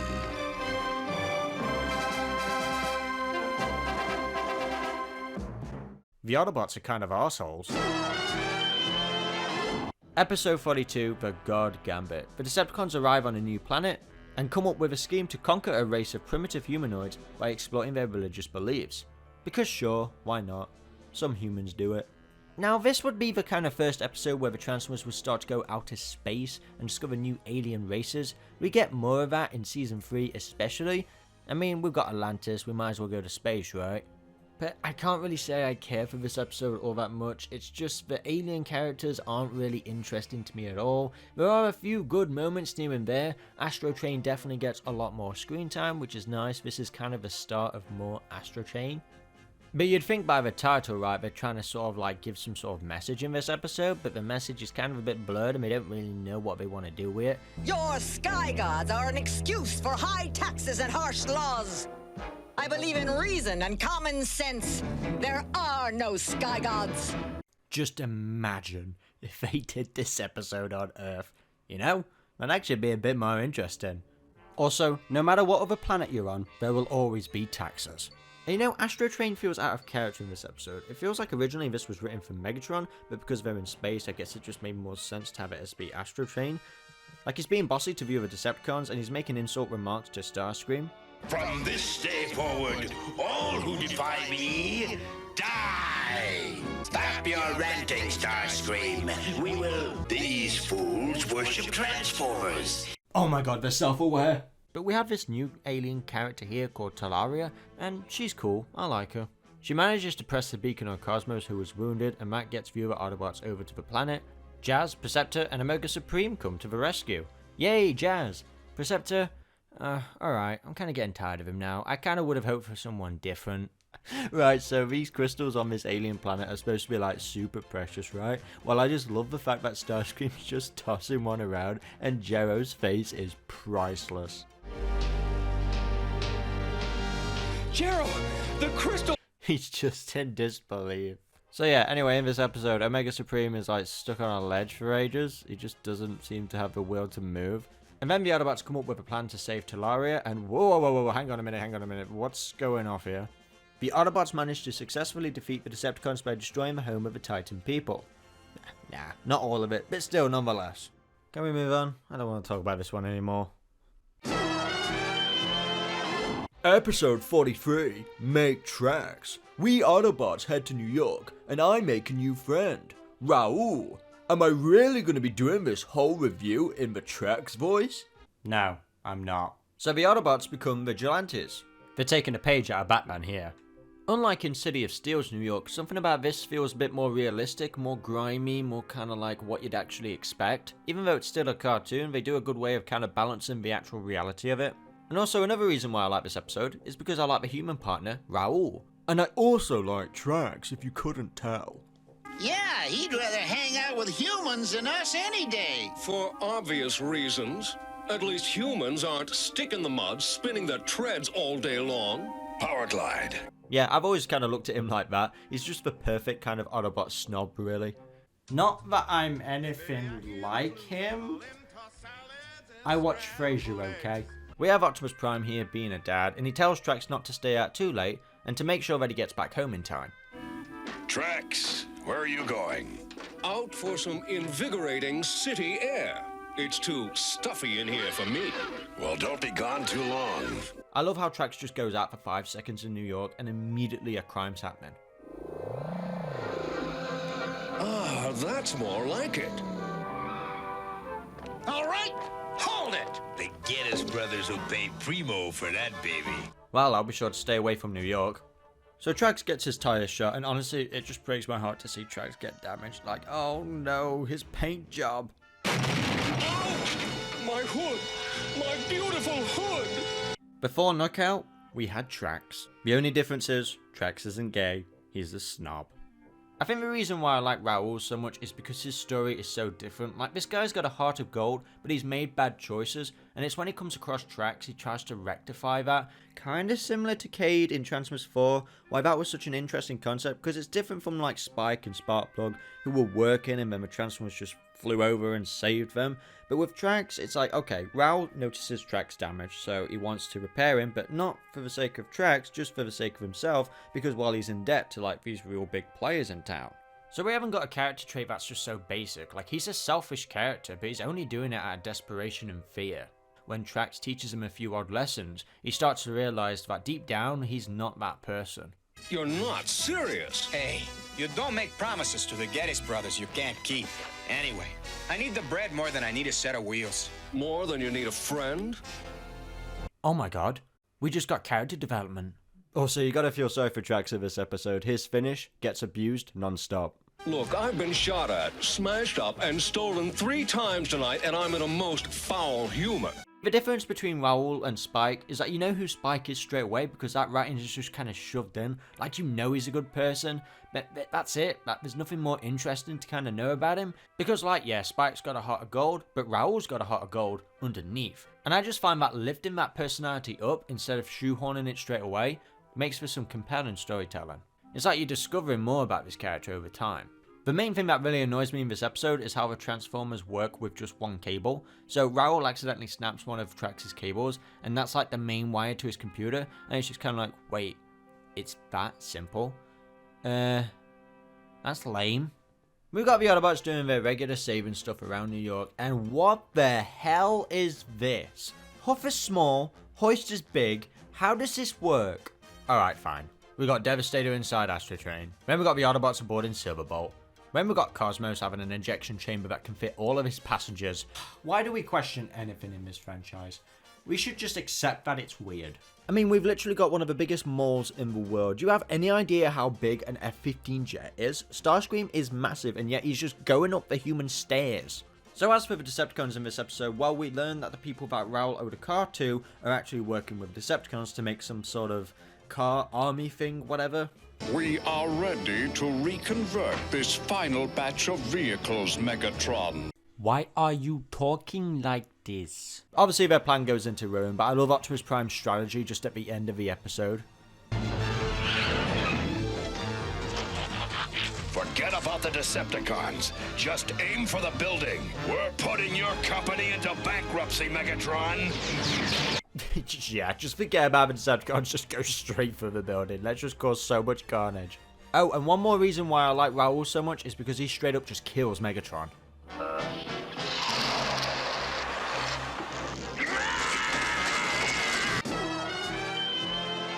Episode 44, Child's Play. Alright Beth, confess, was you on drugs when you wrote this episode? Not only that, this is one of the most unfinished episodes of Generation 1. I could just talk about the animation errors. They are just wow, just stellar. The basic plot is the Transformers end up on another alien planet and they are the size of toys. Because obviously Hasbro had to make an episode where the Transformers were literally toys. And you know what? As a concept, that's actually pretty fun. And this episode is fun. It has a lot of comedic moments. So we have an alien boy called Aaron, and yes, you guessed it, he is annoying, but not as bad as the other characters in this episode. What you got behind your back? Nothing, Marty. Come on, Goosehead. I saw you hiding it from me. I want to kill Marty. Also in this episode is Aaron's space rat, or cat, or what the hell is that thing? Whatever, never mind. So you're not going to guess how the Transformers managed to get to this brand new alien world. Because of a game of baseball. I respectfully request that you allow us to play ball! Since the humans... Unfortunately, this is just another regular day on Earth. Skyward, think fast. Help! Leave me alone! Stop! You know, it's actually kind of an interesting contrast to see the Decepticons play with the humans as like toys, only for the same thing to happen to them in the next scene with the Autobots, and then with Aaron later on. Strike 2! I got him! Oh my god, I love this episode. Why? So yeah, for some reason there's a space bridge at a stadium and it gets activated and transports a few Autobots and a few Decepticons to a completely different world. And as soon as they get onto this planet, the Decepticons become immediate targets. Get this thing off me!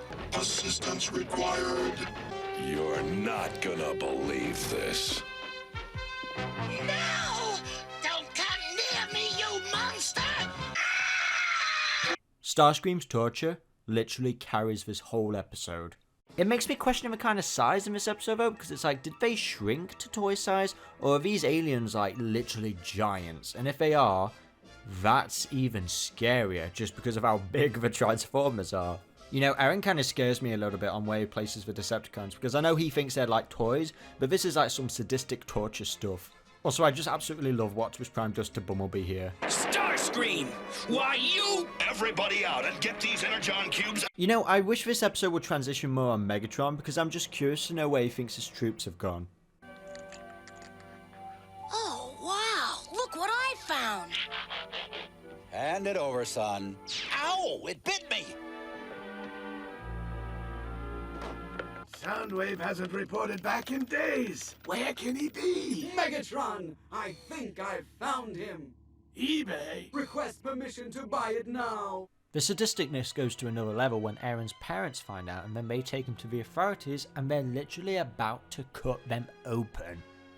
I kind of want to see it though. Marty gets the Autobots out of there so they don't get dissected, but unfortunately we come across Marty. And this guy, he's a real prick. Looks like your birdie flew the coop. I can't blame him, being around a nerd like you.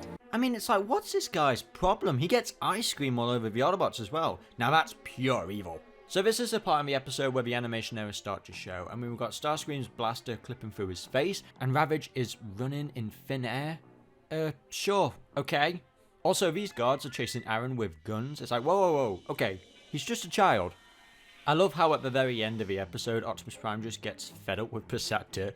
I can modify my light cannon into a transport beam, amplifying the rays through this telescope. Don't tell us about it, just do it. Well, anything's worth a try with some modifications to the propulsion core. Perceptor, just do it. How Prime is with Perceptor is how I am with Chip. They find a way to get back to Earth by using the Energon cubes through a telescope, but unfortunately the Decepticons hijack their plan and travel to Earth first. You know, it's worth it just because of this one scene. This isn't the type of welcome I had in mind. Who cares, as long as there aren't any green monsters around? Get this thing! Now the thing with G1 animation errors is that some of them have kind of a charm to them because it was just a relic of the time, you know, and some will be a blink you'll miss it as well, like barely noticeable. But then this episode, they are right in your face, you notice them straight away, and they last longer than the typical second. And by far, this one is the biggest offender of all. I feel the same way about you, Nitro. What just happened? Anyway, Optimus Prime once said this.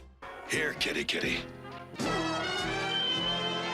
Episode 47, The Gambler. So yeah, the air date's kinda messed up on this one. It's supposed to be Quest of Survival, but continuity, The Gambler takes place after Child's Play, so I'm just gonna talk about episode 47 now, just for the sake of consistency. Because I love that in my Transformers. On the return journey from Aaron's world, the Autobots are captured by a gambling addicted alien and are traded away, leaving Smokescreen and the Autobot bounty hunter, Defcon, to rescue them. So we get an obscured character-centered episode, that being Smokescreen. And you know, I actually really like this one, but it is a massive, massive headache when it comes to the animation errors. But I like how this episode kind of redeems the screen time that Smokescreen had in Child's Play, because he was present through all of that, but he wasn't really given any lines and he didn't really get acknowledged by any of the other Autobots. I'm Optimus Prime, leader of the Autobots. This is Perceptor, Bumblebee, and Inferno. Aaron, can you tell us... Prime, I'm right here. But yes, as the episode title suggests, the only way to save the Autobots is by gambling. Because this is a kid's cartoon. So the person who kidnapped the Autobots is this alien freak called Bosch, and Bosch finds out that Smokescreen is good at gambling, so he decides to make a proposition that if he helps him win millions, he'll let him and the Autobots go. Also, Bosch doesn't really blink in this episode at all, and it is incredibly freaky. You know, one thing I actually like about this episode is actually the location itself. You know, it's actually a good setting, and you know, it feels like space 80s. As we're on the way to see Lord Gaikane, we have perhaps one of the most annoying creature I have ever witnessed. It is so ugly. I'm going to dissect it. Anyway, Smokescreen loses all of his energy chips because someone plugs out his cheating thing. And because of this, Jabba the Hutt will now use the Autobots in the Gladiatoria Arena. Now we do have some Coneheads in this episode with Astro Train, and I like this, just get the obscure characters together instead of like the core characters. But the most interesting character in this episode is actually a character that doesn't have a toy. He's called Defcon. He's a bounty hunter that is going after Decepticons that need to be brought to justice. And then this little rat thing starts kissing him because he saves his life. But, you know, Devcon's voice should be familiar. He's voiced by the legend John Stevenson. I mean, he voices Alpha Trion, Huffer, Cup, Thundercracker, Windcharger, one of my favourites. Now, there's a lot of love for Devcon within the fandom, especially by a good buddy of mine, Autobot Sonic, the Telltale Gamer. Hello everyone, and I'm Autobot Sonic, the Telltale Gamer. Today I want to talk about one of my favorite G1 episodes, and that being the Season 2 episode, The Gambler. While I was mostly drawn to Smokescreen for this episode, what actually was my favorite thing about this episode was the character Devcon, who is a character that surprisingly has never really showed up again in the Transformers franchise outside of this very one specific episode.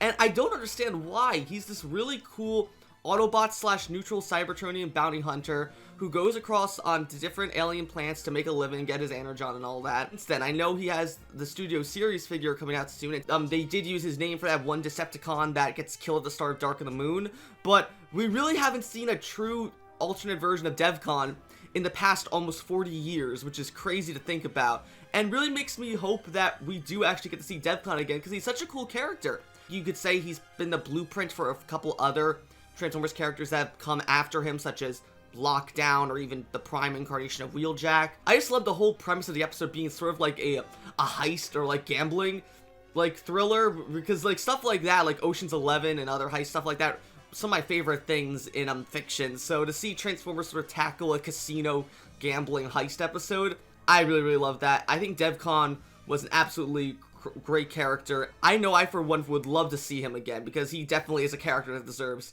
more love in the Transformers fandom. But yeah, a lot of things kind of escalate in this episode, and the ending, well, we got fat arselips here about to get away with the Autobots, but then Bosch and Zuazado is what the rat's called try their best to stop him, and honestly, this is perhaps one of the worst animation errors. I remember seeing this as a kid, and it still bothers me to this day. For me, remember? I order you to take his gun away. Do you hear me, Slizardo? Slizardo! Pain. Just pure pain. I don't know what it is. What's wrong with his face? I don't know why I find it so funny every time. Anyway, the Decepticons get away, and Devcon and Zuazado become partners, because sure, why not? Someone's got to take that rat away. As the Autobots come to, Optimus Prime does his draw me like one of your French girls pose, where all the fan arts go absolutely wild for, and the Autobots learn absolutely nothing from this episode and head back to the city to do more gambling, because that was a good lesson to teach the kids from the 80s. Hey, what do you say to a little R&R, guys? Why not? Autobots, transform! How very optimistic of you, Optimus. Let's go! But this time, leave the gambling to me. So now I know where my dad got his gambling addiction from. Episode 45, Quest for Survival. In this episode we have an Insecticon clone army and the Morphobots, and they are disgusting. They were believed to have been extinct by the Transformers, but in fact they launched themselves into space a long time ago in a desperate bid to find more sources of food. They eat any forms of mechanical life, but they seem to enjoy eating the Insecticons more. This is probably my least watched episode. I don't know, I can't actually remember this one all that much. The episode begins, like with every Insecticon episode, of them harassing farmers. You know what, they just expect it at this point. I just feel sorry for these guys. We got a new Autobot introduced in this episode, called Skids. Now he only makes an appearance in 2 episodes of the entire G1 cartoon, and I don't know why I wasn't in more. He's a very memorable character. And we're on our way home. Why don't you get a haircut with your bitch ass? Good work. So, we got Cosmos, Bumblebee and Spike going out of space to find a giant can of insecticide, which is bug spray to Insecticons. Though really they should just call it the genocide spray. The Decepticons have essentially turned the Insecticons into an unstoppable force that all the Earth's food gets converted into energon, and you know what, this is pretty smart. But do the Autobots really think that one can is going to stop the entire Insecticon clone army? This is your typical grandma plot trying to get rid of the bugs at home. So Spike and Bumblebee find Cosmos, but they can't do anything because he's trapped with all those weird looking tentacle things. And when they arrive back at the Autobot base, Bumblebee discovers that spores are attached to his body. Stand still. Wait, what was that? Okay, so B is ticklish. Didn't expect that. So this is the last Insecticon-centric episode, and I gotta say, it kinda ends on a whimper. Like, I just don't find this plot so interesting, along with the fact that there's dozens of them in this episode as well. Like, they could easily overthrow the Autobot and Decepticons, and it's like, yeah, I'm not against the idea of an Insecticon army, but in this episode, it's kinda ridiculous. But oh well, at least there's one thing in this episode I like. Soundwave laughing.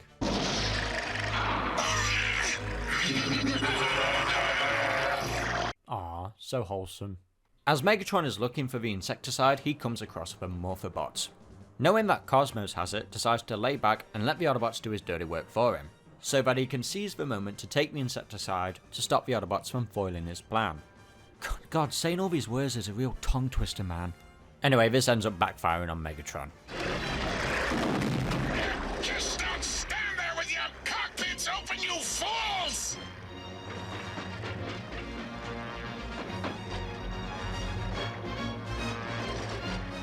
I'd shoot at the thing, but you ordered me not to, Megatron. Oh, I love you, Starscream. One thing I love about this series that's consistent is Optimus Prime's hatred for Blaster's music. All right, let me try something. Blaster, no music plays.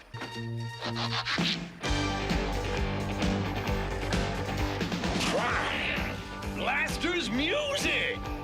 I know, it's frying my brain transistors too. Oh, I just love how genuine he is. We need more of this in the modern era of Optimus Prime. So yeah, we save the day with music. You know, this is actually character development for Optimus Prime, because at the end he learns to appreciate Blaster's music. Mission accomplished, Prime. Good work, Blaster.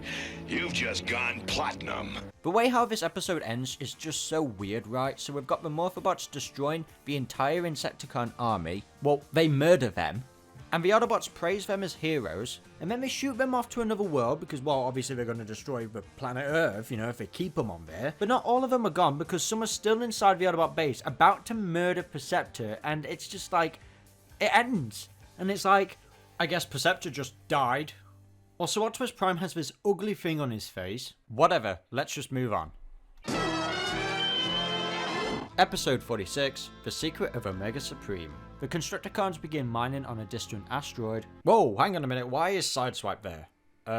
Did nobody seem to notice the Autobot insignia on his model sheet? Anyway, Optimus Prime calls Omega Supreme for help, but ends up sitting down for story time to learn about the dark past between the Constructicons and Omega Supreme. And the asteroid that the Constructicons were mining ends up hatching as there was a creature inside of it, and the Autobots have to deal with it on Earth. Doggone. At best, we can only keep that thing from landing in the streets. And how long do you reckon before it simply eats San Francisco? Why are we still here? Just to suffer? Yay, we got a lore building episode. Only thing is, it's a massive contradiction. So I'm going to have my good friend Alex to explain on why this is one of his favourite episodes.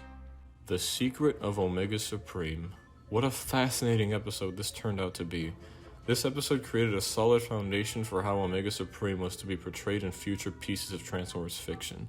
The episode's plot really starts to get going when Optimus tries to have a chat with Omega, and he detects that Omega seems to be holding a grudge against the Constructicons.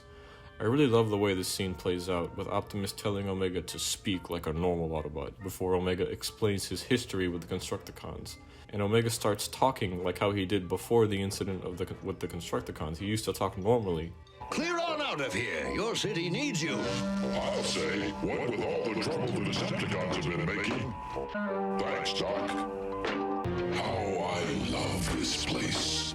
Which is interesting, a very interesting character tidbit they added there. I really like that. Omega was a guardian robot on Cybertron tasked to protect the Crystal City built by his friends, the Constructicons. However, things go south when Megatron captures and reprograms the Constructicons to follow his orders. Open, you stupid door! Megatron!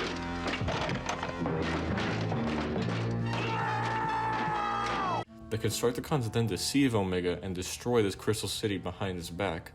Now this backstory for Omega Supreme may be setting off some red flags in some of the minds of you avid G1 watchers, and there's good reason for that.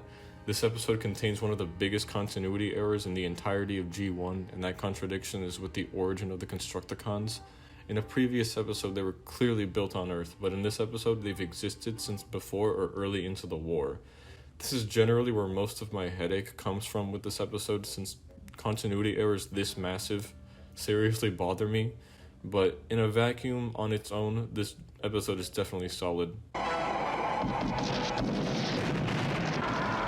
Relax, man. Remember, we're all one with the universe. We're about to become one with the pavement. Duck! All in all, the episode ends with Omega Supreme saving the city of San Francisco from a space creature after a chewing out from Optimus that makes Omega realize that pursuing revenge and going after the Constructicons would only cause the loss of another city. Prime, move. You caused that thing to hatch. You're responsible. It's happening again, Omega. San Francisco's going to be destroyed. Are you going to let it all happen again? For something as useless as revenge? Course of action altered. By the standards of a G1 episode, this episode was fairly well animated. Fairly good episode. A decent, like, popcorn watch. Episode 48? What the hell is this thing?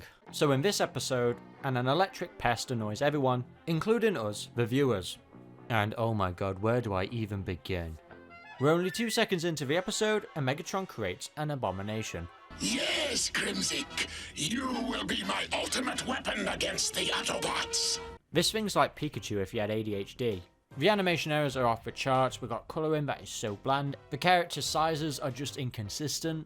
But the main focus of this episode is of course the little imp that is Kremzeek. And you know what, I actually kind of like him. But it's one of those episodes where it's just kind of fun to see the Autobots just roaming around the place trying to stop him. There's just something that's just so, I don't know, 80s about it. Like, I actually don't mind the character. You know, there's something kind of adorable about him, but I'm surprised we've not seen more of in kind of recurring Transformers shows. Have you seen what he was originally supposed to look like? This thing is disgusting. Like, hell, this would have traumatized children. Like, this is something that would definitely crawl up your ass. So I'm definitely much happier with what we got. I mean, heck, I want to pet this thing. Granted, he'd probably electrify me to death. But still, he's cute, okay? Anyway, Megatron uses Kremzeek on the Autobots, and I love how in this shot here, it looks like he's about to go to the vets. He's just like every other parent that dumps their kids off when we don't want them anymore. Anyway, shit goes nuts. What the heck's that? Maybe this will slow it down so we can find out. That's not jazz. Anyway, Kremzeek somehow ends up in Japan, so the Autobots go there to try and find him. This is where I saw him go. Now all we have to do is find the little... Shit. Optimus Prime was gonna say shit. See, the Autobots don't actually have a plan, and I love the absolute utter shock on Blaster's face when he realises that Optimus Prime doesn't have a plan. What do we do when we catch that weirdo? We'll worry about that when we catch him. You mean you don't have a plan? Who's had time to think up a plan?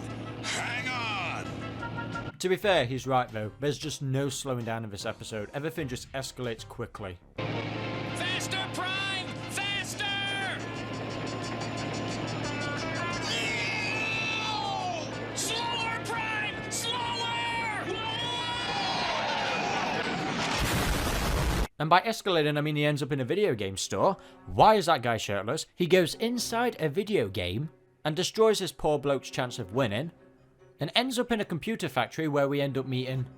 I am Dr. Soji Yoshikawa. Very honored. That one didn't age quite so well. Anyway, he inserts himself inside a blaster and they start making babies. Oh,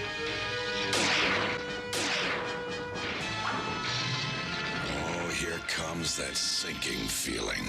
Oh my god. It's my sleep paralysis demons. Optimus Prime is in such a rush to finish this episode that he isn't waiting around for anyone else. But the episode doesn't actually end. So deformed Pikachu gets big. Then they find a way to destroy him. Then Bumblebee has second thoughts. But he's kind of cute. Bumblebee, shut up. Then they destroy him, only to find out that there was a secret Kremzeek hiding inside of Blaster this whole time. And the episode ends with the Autobots chasing after him once again. Now this wouldn't be the last time we see Kremzeek in the franchise. Oh no, he's hot! Episode 49, Sea Change. Sea Spray turns into a merman with robot feet and falls in love. Wait, what? So yes, this episode centers on and his I'm not going to do this for the whole thing, don't worry. So yeah, we got a Merbot thing called Alana. Anyway, they're on another planet, and their race is called the Talikacons. I can't pronounce it. They are slaves to the Decepticons. Basically Decepticons. God, we are having a whirlwind of names in this episode. Though it's really just Teletran because it's just one big dude. He's basically programmed by the Decepticons to harvest Energon on their planet. And he's developed a rather disturbing method of gathering Energon. Anyway, Alana and her people revolt, which results to Decepticon sending out a distress signal, which the Autobots pick up on and head to the planet. Anyway, the Autobots get shot down, and unfortunately Cosmos is badly damaged. Oh no! My paint job's ruined. I think you've got better things to worry about than your paint job, mate.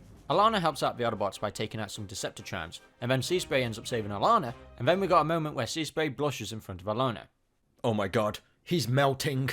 You know, the way how this episode kind of handles the romance thing is actually kind of alright. It's more authentic and genuine, unlike some other episodes where... Ooh, yeah, we'll get to that one later. But yeah, there's just something sweet and also sad about this episode. Anyway, Megatron is now on the planet, and they chase after the Autobots, and they manage to escape. Well, except for Bumblebee. And I just love how he's having such a nightmarish time on this planet. Where is everyone? Anyway, the Talikacons have something called the Well of Transformation. If they put their mind to it, they can transform into anything. And Seaspray wants to try this out because of his feelings for Alana. He wants to be more like her. And well, this happens. I did love you. You did? Really? Sea spray? I think so. There. How do you like that? Oh, ouch. Whoa, wait a what? Steady there, Tiger. Oh, never mind. It's just robot feet. Ah. So yeah, now Seaspray is a merman who still talks like his robot mode. And he has robot feet. Okay. They realise, however, they're going to have to actually be robots to take on the Decepticons, so Alana transforms into an Autobot. And, well, she turns into a gondola, because of course. But Rumble, on the other hand, unfortunately falls into the well as well, and becomes a tree. You must think of a tree. It's your only chance. A big tree with big roots and spreading branches. Okay, I'm trying. Phew, that was close. Hey, wait a minute. You tricked me!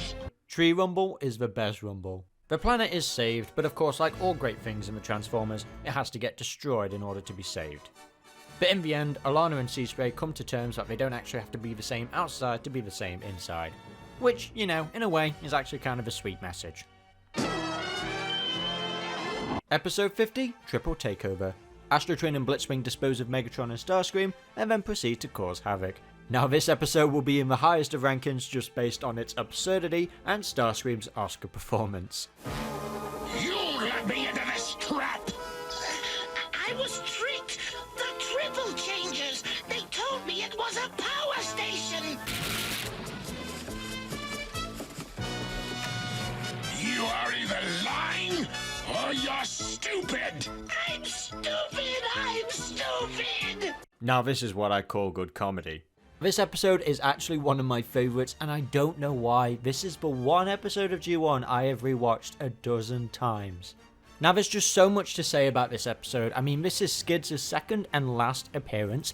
We have the Decepticons carving their own faces in Mount Rushmore. Oh, and Spike returns, but only when the Autobots are trying to stop the city from getting flooded. Here, grab me! Help me! Yep, he's dead. Rest in peace, Spike. This episode is just madness, so I'm going to have my buddy Keenan Carlisle explain why this is one of his personal favourites. Take it away, Keenan. Triple Takeover is my favorite Generation 1 episode without a doubt, and it's unironically one of my favorite pieces of Transformers media ever made. What I love more than anything is when Transformers is just absurdly stupid. It's just random bullshit relentlessly for 21 consecutive minutes with no end in sight. I just watched the episode for the first time in like 10 years, but in that 10 years, there's so many lines from this that I just never ever left my head. Hey, Trailbreaker! All this water's beginning to dampen my day! Blitzwing says to Devastator, We built your maze! Tell you what, guys, why don't you go build a bridge and jump off it? But just the little things like Astro Train runs up to a random train station, he just gets some random trains, takes computers out of the human 80s technology train station, shoves them in the trains, and he just decides that they're his army, and that's his total plan. And then the Coneheads just show up to bully him for no reason. Come on, guys! Astro Train couldn't lead rats to a garbage can. And then on the other end of town, Blitz kidnaps a human football coach. This is your new office. Now, give me some military advice. You don't understand, Mac. I only know football plays. You stay here at your desk. Blitzwing will return. The guy says random football things like, oh, zone defense, and then Blitzwing has the Constructicons build a giant maze across the sea.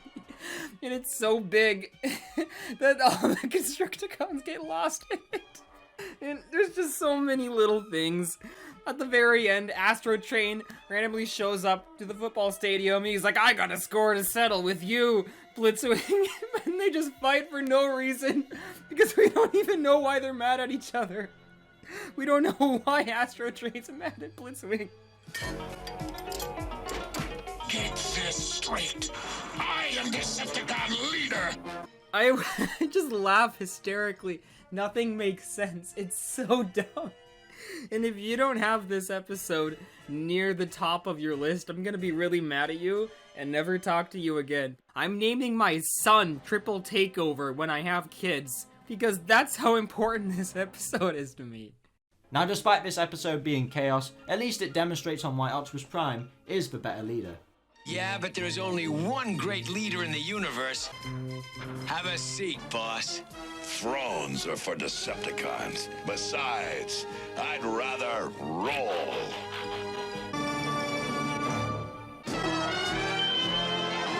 Episode 51, Prime Target. The big game hunter, Lord Chumley, begins hunting Autobots, and he's gunning for Optimus Prime. This is the episode where Optimus Prime says boobies. Amazing. A booby trap that actually catches boobies. Hey, we got a G.I. Joe reference in this episode. Now, I'm not a big G.I. Joe fan, but I can just imagine the excitement kids would have had if they had like a big 5-parter back in the 80s. You know, we got the cast all together. I mean, we do have a kind of crossover in season 3, but it doesn't really go anywhere and it's kind of a letdown. Okay, so in this episode, we've got an insanely rich fat bastard called Lord Chumley. And oh my god, how rich is this dude? I'm already annoyed at this episode because the wannabe old butler British dude can't pour a cup of tea right. Yes, I'm British, okay? It makes me mad. And for some reason he wants the head of Optimus Prime because, well, whatever, I don't give a shit. Somehow Chumley and this old dude managed to capture the Autobots. But you know, the only annoying thing about this episode is that we never got to find out what happened next on the soap opera. So you see, my dear, if Donna is having an affair with Gordon, Jack doesn't know that Cheryl hid the real Will. We interrupt as the kitchen sinks for this special news bulletin. Just when it was getting good. I know, guys. I feel the same way too. You know, I just want to know how Chumley is able to do all this, and how the world of the Transformers works, because how he captures all the Autobots is just ridiculous. It feels like the writers are just coming out with any shit that comes out of their arse. I mean, seriously, how do you explain this? How does it work? This is just, wow, even as a kid, this right here angered me. Fantastic, Lord Chumley. Your tribal instincts theory has proven true. Oh my god, just die. No cooperation at all. I seriously hate him. He needs to die. Like, just look at this, the way how the Autobots are being tortured. We've got a Beachcomber here. I mean, Optimus Prime's not worried about him because he can keep up with that. Grapple, though, he's almost about, yeah, he's fallen already. I feel like Bumblebee's got the worst of it, you know, him just constantly transforming. I feel real sorry for him. Anyway, you know, Starscream actually makes a good point in this episode. Whoever he is, he's brilliant for a flesh creature. Especially since he has done more in 2 days than you you have in 2 years. Optimus Prime heads off to save the Autobots, and then he fights a dragon? And then he kills it, which is like, great, another human historical find that is now gone. We also have Astro Train and Blitzwing in this episode, but they're not worth talking about because they do practically nothing. But Optimus Prime does eventually get to Chumley and ends the episode exactly how I wanted it to. There he is, lads! Ha-ha! Give him a good thrashing! Hey, baby, I hear the blues are calling. Toss salads and scram. Amazing boobies. Episode 52, Auto-Bop. Blaster and I uncover a hypnosis plot. A funky hypnosis plot. So in this episode we only have Blaster and Trax and the return of Raoul. And his return is kinda underwhelming. I just wish they gave him more to do. He doesn't really do much in this episode. The only thing he really does is save Trax from a crucifixion of music. Oh god. And he also says this. Unusual hiring policy this club's got. Time to pull a Michael Jackson. What? Let's beat it. It doesn't get more 80s than that. Besides from the highly exaggerated clothing style. So the Decepticons, Starscream and Soundwave, are hypnotizing people with a dancing club called Dancertron. Very original. For reasons, I don't know why, but this episode gives us finally a standoff between Blaster and Soundwave. Oh yeah. You poor excuse for a sound system. All talk, no shock.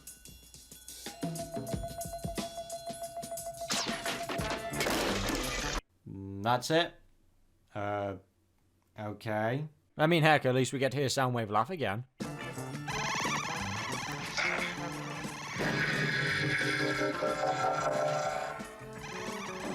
So Blaster upgrades his sonic power to defeat Soundwave, and it's very effective. I need some extra punch, and here's the punch I need.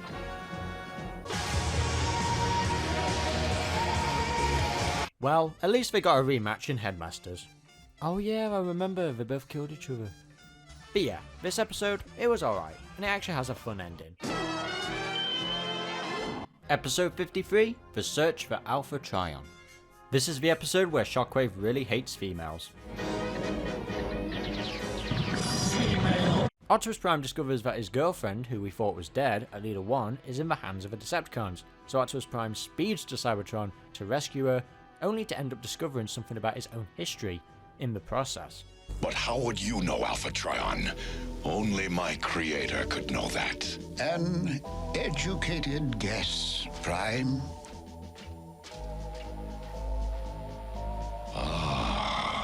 Please, Alita, reactivate. Whoa, steady on Prime. This is a kids show, remember? Now I love this episode, but I know someone else who also loves this episode. One of the absolute best Transformers reviewers on YouTube, my good friend Ultra Primal. So, take it away, Ultra. Welcome back to my G1 Retro Reviews. Today, we're taking a look at the original Transformers series episode, The Search for Alpha Trion. Hey, wait a minute. Didn't I already review this episode? And this isn't even my channel. Oh, right. I'm doing a mini review for Comodin Cam. Well, this episode was one of my favorites in G1. Starting off, this is the first episode in the franchise to feature true female Transformers. Before this, we would have Nightbird, but she wasn't actually a Cybertronian, at least not in this series.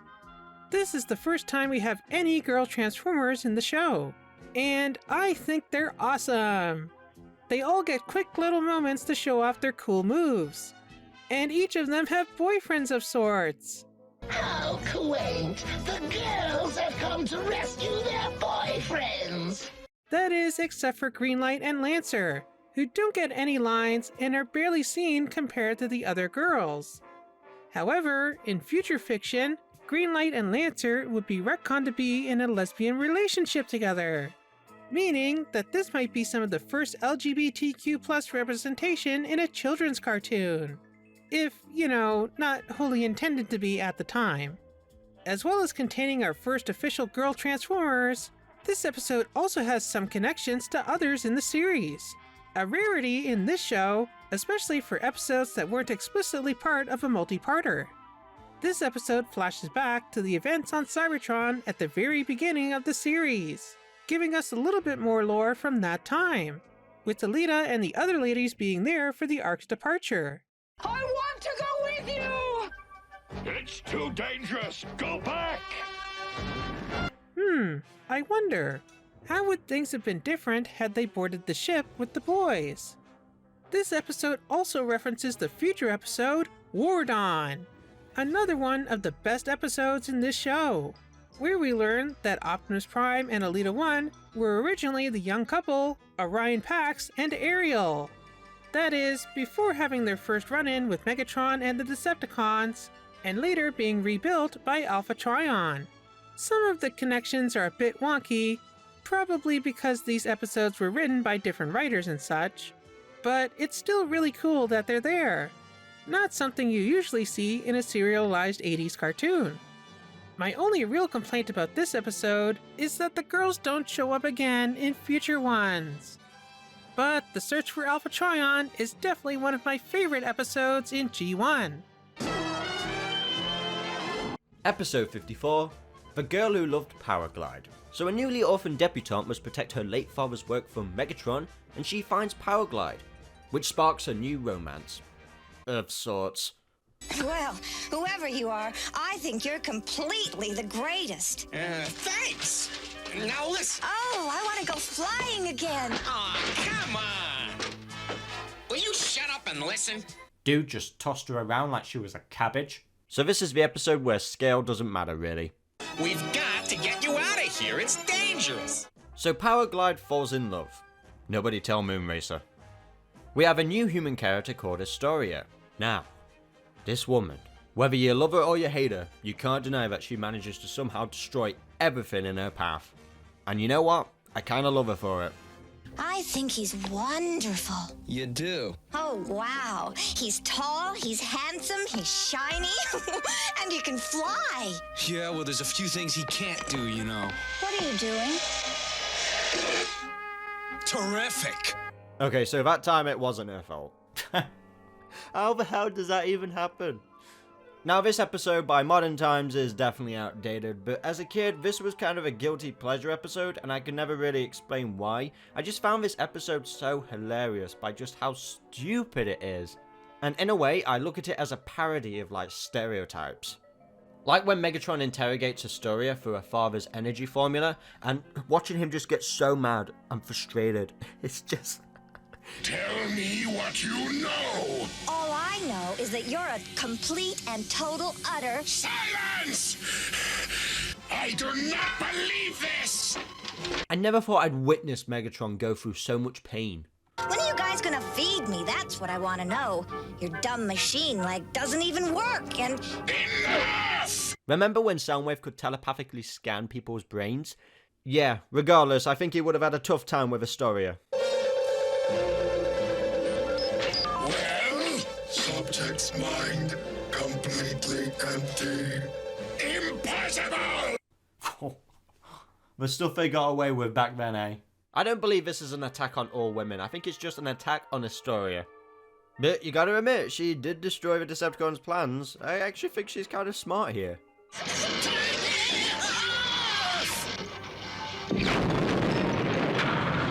Megatron, approaching Autobot sighting. It looks like Hook's just popping out of the window. Well, at least this episode finally taught the Decepticons a lesson to implement some force fields. Energize the force fields! What force fields? I can't go on with this episode, so I'm going to give it to someone who also remembers this episode very fondly as a child. Gavin! I am an ancient being born way before mankind was civilized enough to introduce on-demand digital home media. So when I was young, access to episodes of the Transformers was limited to moments where you were lucky enough to be home when it was on TV, or costly VHS tapes. Now, I only had a few back then, but my favourite was a tape that contained the episodes Heavy Metal War and The Girl Who Loved Powerglide, two very different episodes, which looking back probably did a lot to show me how versatile the Transformers franchise could be. The Girl Who Loved Powerglide is absolutely a product of its time, one which conforms to the supposed gender norms of the 1980s. The lads get stuff done, and the women are best left in the relative safety of the back seat. You're the problem. Get out of here. You're jinxing the controls. Oh no, I'm staying with. Through a modern lens, it becomes a cautionary tale because of this, as much as a morality play. Powerglide acts every bit the chauvinist we've seen a million times in other action comedies of the era, with his robotic heart softening as we follow his adventures with Astoria Carlton Ritz. A girl with such apparent daddy issues that it's no wonder she fell for the first guy that looked her way, even a millions of years old robotic warrior from Cybertron. I mean, like, I care about you. You saved my life. Of course, you wouldn't feel anything like that about me. Of course not. You're a robot.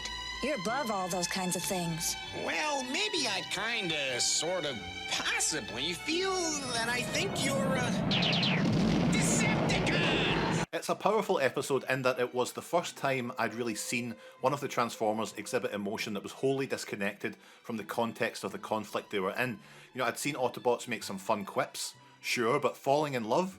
You know, it placed the entire concept of the show on another level for me. These weren't just automatons duking it out over resources. They were real living things that could love as hard as they fought. It also lit the spark of the concept that love has no boundaries, and though we may look different or have completely different backgrounds, love is love. You know, there's something really nice about that being introduced to me in the Transformers, of all things. Well, I gotta be going. Next time I'm in town, would it be okay if I, looked you up? That would be wonderful. Hardly the best episode of the Sunbow run, The Girl Who Loved Powerglide is more of a fun time capsule than anything else. It's not like I'd recommend it unless you're currently a 4-year-old kid from Scotland in 1986, in which case, how are you even watching this video? Everyone else, you can watch my toy reviews done quick series over at trdq.org. I don't know if I'm allowed to plug my stuff on here, so just edit that out if not. And no, in fact, don't. Episode 55, Hoist Goes Hollywood. In this episode, Hoist meets famous Hollywood movie director Michael Bay. Genius. Hi, I'm Michael Bay, director of Hollywood hits such as Transformers. Yep, that's it. That's the episode. The Autobots go to Hollywood, because they want to be in a movie. This is the Transformers at their finest. Strangely enough, this does actually kind of foreshadow how the Transformers are in the Michael Bay movies. Listen, Hoist, this crashing business isn't exactly the kind of acting I had in mind. Yeah, my joints sound like they haven't been lubed in a year. You know the director. Talk to him and tell him we want to do some real acting. I'll see what I can do. I can't even tell where one robot begins and the other ends. And just like in this episode, the Autobots are used as set pieces for a big blockbuster Hollywood movie, with very little or no character development. And that's what happens in this episode really. The director is using the Transformers as just set pieces for Harrison Ford and Carrie Fisher. Yes, we've got Indiana Jones and Star Wars references in this episode.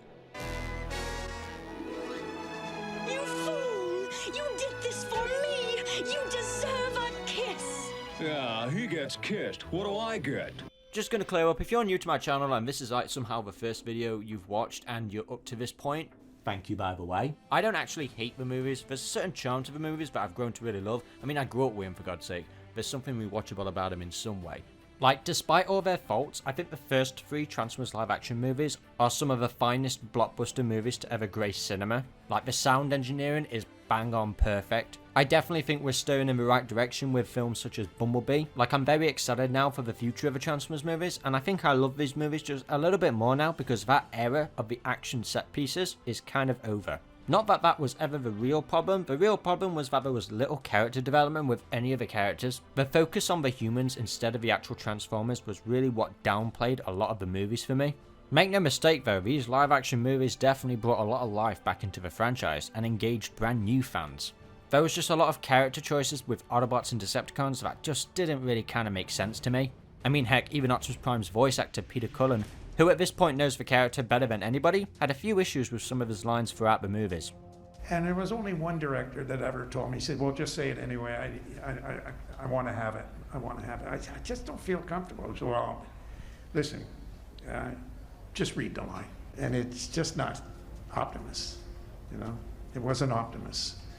I'll kill them all. Honestly, I think it's a crime that he's not had a cameo of himself playing a truck driver or something. Like, come on, just think about how cool that would be. In this episode, we have a return of Carly and Spike. Now, it's been a while since we've seen Spike, but he is now Ginger. Oh, that's a shame. It's just an animation error. They end up accidentally crashing a movie set, and almost an accident occurs, and Hoist saves the day, and that impresses Michael Bay, so he offers him a job. They call me Hoist. What a name! Good job, Moist. He calls him Moist throughout the whole episode. Oh, Hoist can't, but I will. But you're not a vehicle robot. Well, I'll fake it. I'll fake it. You've already done that, Spike. Didn't work, did it? The Autobots get wind of Hoist being in Hollywood, and they want in on the action. And you know, this actually makes up for some good comedy. I like Trax, Powerglide, Warpath, and even Sunstreaker's attempt on trying to be big movie stars. Hey, boys, we're gonna be movie stars! Sadly, none of these guys made it past Michael Bay. With the Autobots feeling unsatisfied with their roles in the movie, Michael Bay decides to revamp the script. Wait, hang on a minute, who misspelled Trax? Anyway, the Autobots are assigned to their new roles in the movie, but are disappointed once again. I feel like a fool. Do you want to quit? No, but I still feel like a fool. Action! You know, it's kind of worth it just to see Indiana Jones cry. Oh no! There. Oh yeah, so also the Decepticons are in this episode. They're after Wheeljack's ultimate weapon, which turns out to be just junkyard crap. But anyway, Dirge... well, let's just talk about Dirge in this episode. Mayday, mayday. Can Dirge carry out a simple mission? I think the answer is obvious. You ever notice in the series how Dirge always seems to have a bad day? He always seems to get bullied a lot. I knew I'd never make it. We've also got Megatron being abusive to Starscream more than usual in this episode. You insolent pile of scrap iron! How was I to know? I did what you told me. I followed your orders. I warned you, Starscream. I've had enough of you and your ideas. Megatron, don't! I'm too valuable to this. Now get those out of... The Decepticons figure that if they don't delete the evidence of when they were filmed taking the weapon away, then the Autobots will make a counter weapon and it'll all be for nothing. So Rumble does what he does best, he blows up the place. Hey, take it easy. It isn't worth getting this upset, is it? Well, maybe you're right. And we can use the explosion in the film. Oh my god, he is Michael Bay. Anyway, the episode ends with Hoist killing Carly and Spike. You and the rest of the Decepticons get out, or I'll drop them and your precious film into this pit of flesh-eating lava.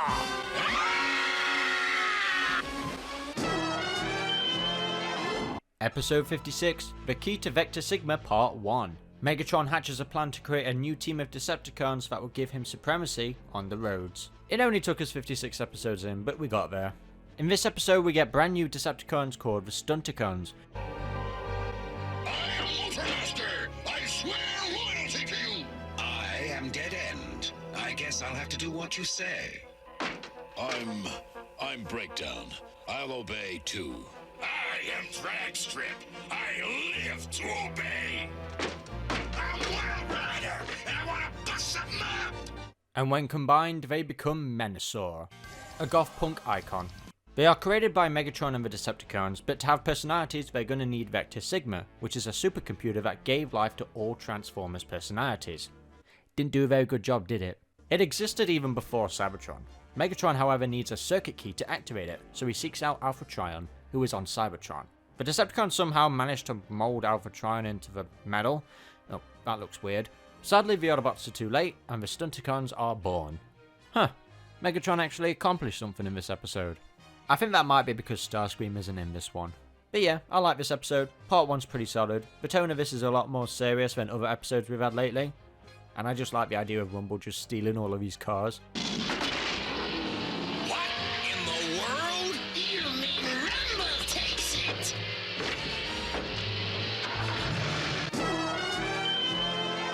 Episode 57, The Key to Vector Sigma Part 2. So to counter the new Stunticon team, the Autobots create the Aerial Bots, that when combined forms Superion.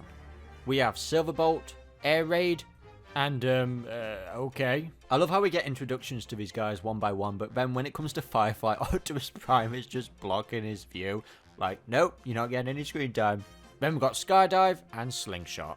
Because it only took 57 episodes for the Autobots to fly. Oh, hang on a minute. Forget that. Never mind. With the key of Vector Sigma in Megatron's possession, the Autobots can't actually give the aerial bots life. But Alpha Trion, with him being a first generation product of Vector Sigma, can pretty much activate it by himself by just merging his life force. Which pretty much means he's going to sacrifice himself to give these guys life. I am Vector Sigma. Before Cybertron was, I was. It sounds like Optimus Prime is taking a shit. Jesus Christ, my eardrums are bursting. Alpha Trion tells the Autobots that the key's presence on Earth could be devastating to the planet with its amounts of energy. Yeah, sure, okay.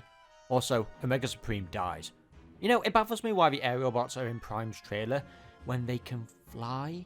But you know, I like how the aerial bots do have kind of an attitude on them. I mean, heck, if I was born like just 5 minutes ago, I'd be like, no mate, I'm not being part of your war.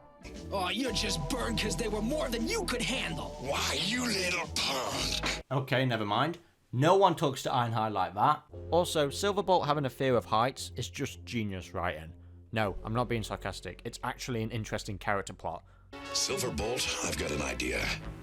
I'm making you commander of the aerial bots. Yeah, Prime, that's really smart. The aerial bots conclude that the humans aren't worth saving after watching television. A man wants to explore.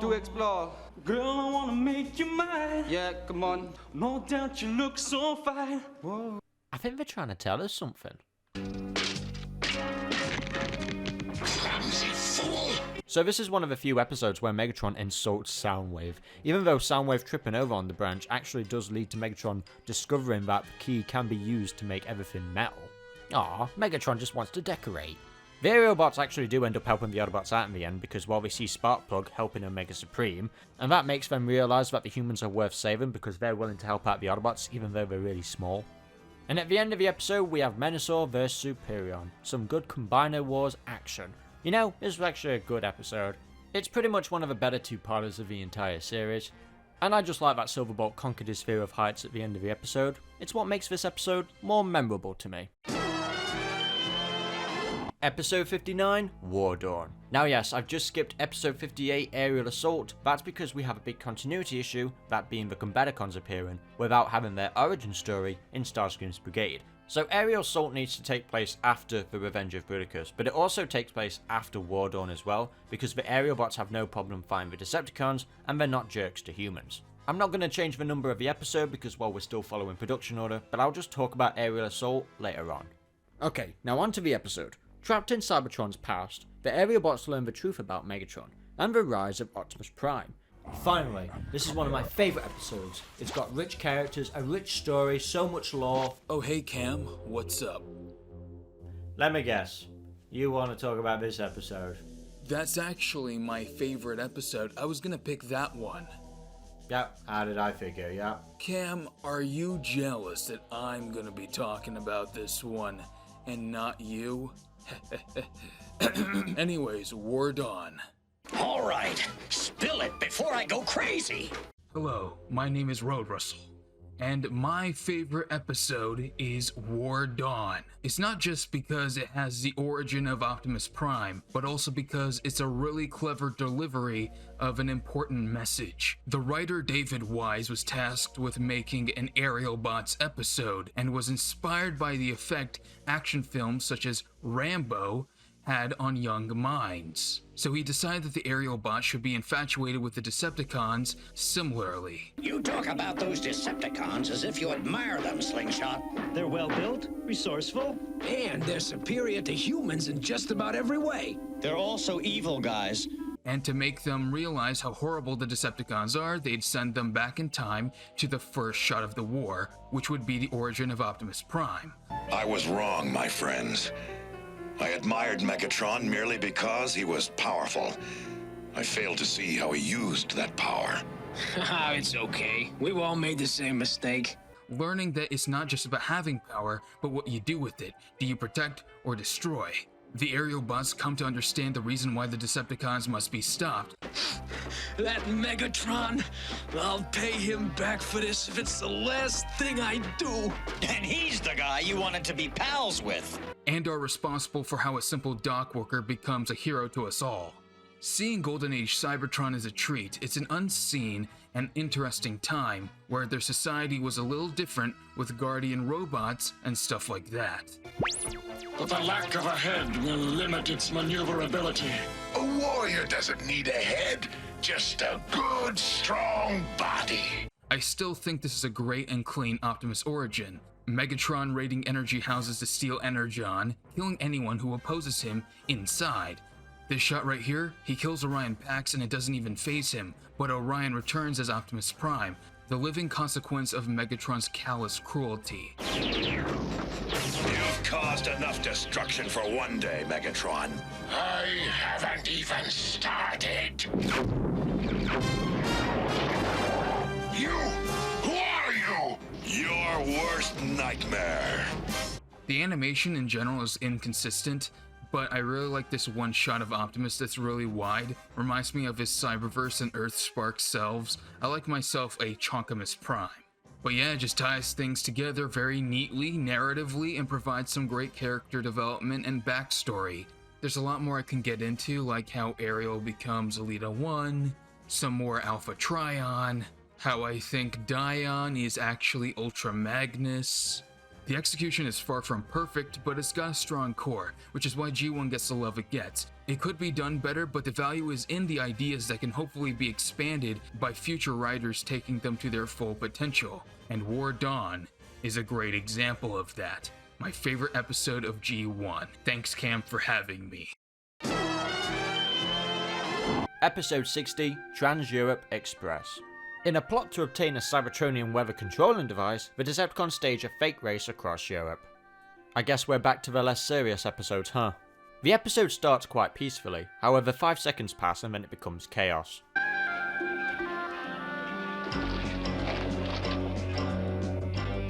Where is he? Sira, I have no idea! You lie! I swear by the beard of the prophet! Oh dear. You know, I don't even know what to say. I'm just going to let the footage roll and let you all just take this in. I would never reveal his whereabouts to hoodlums such as you.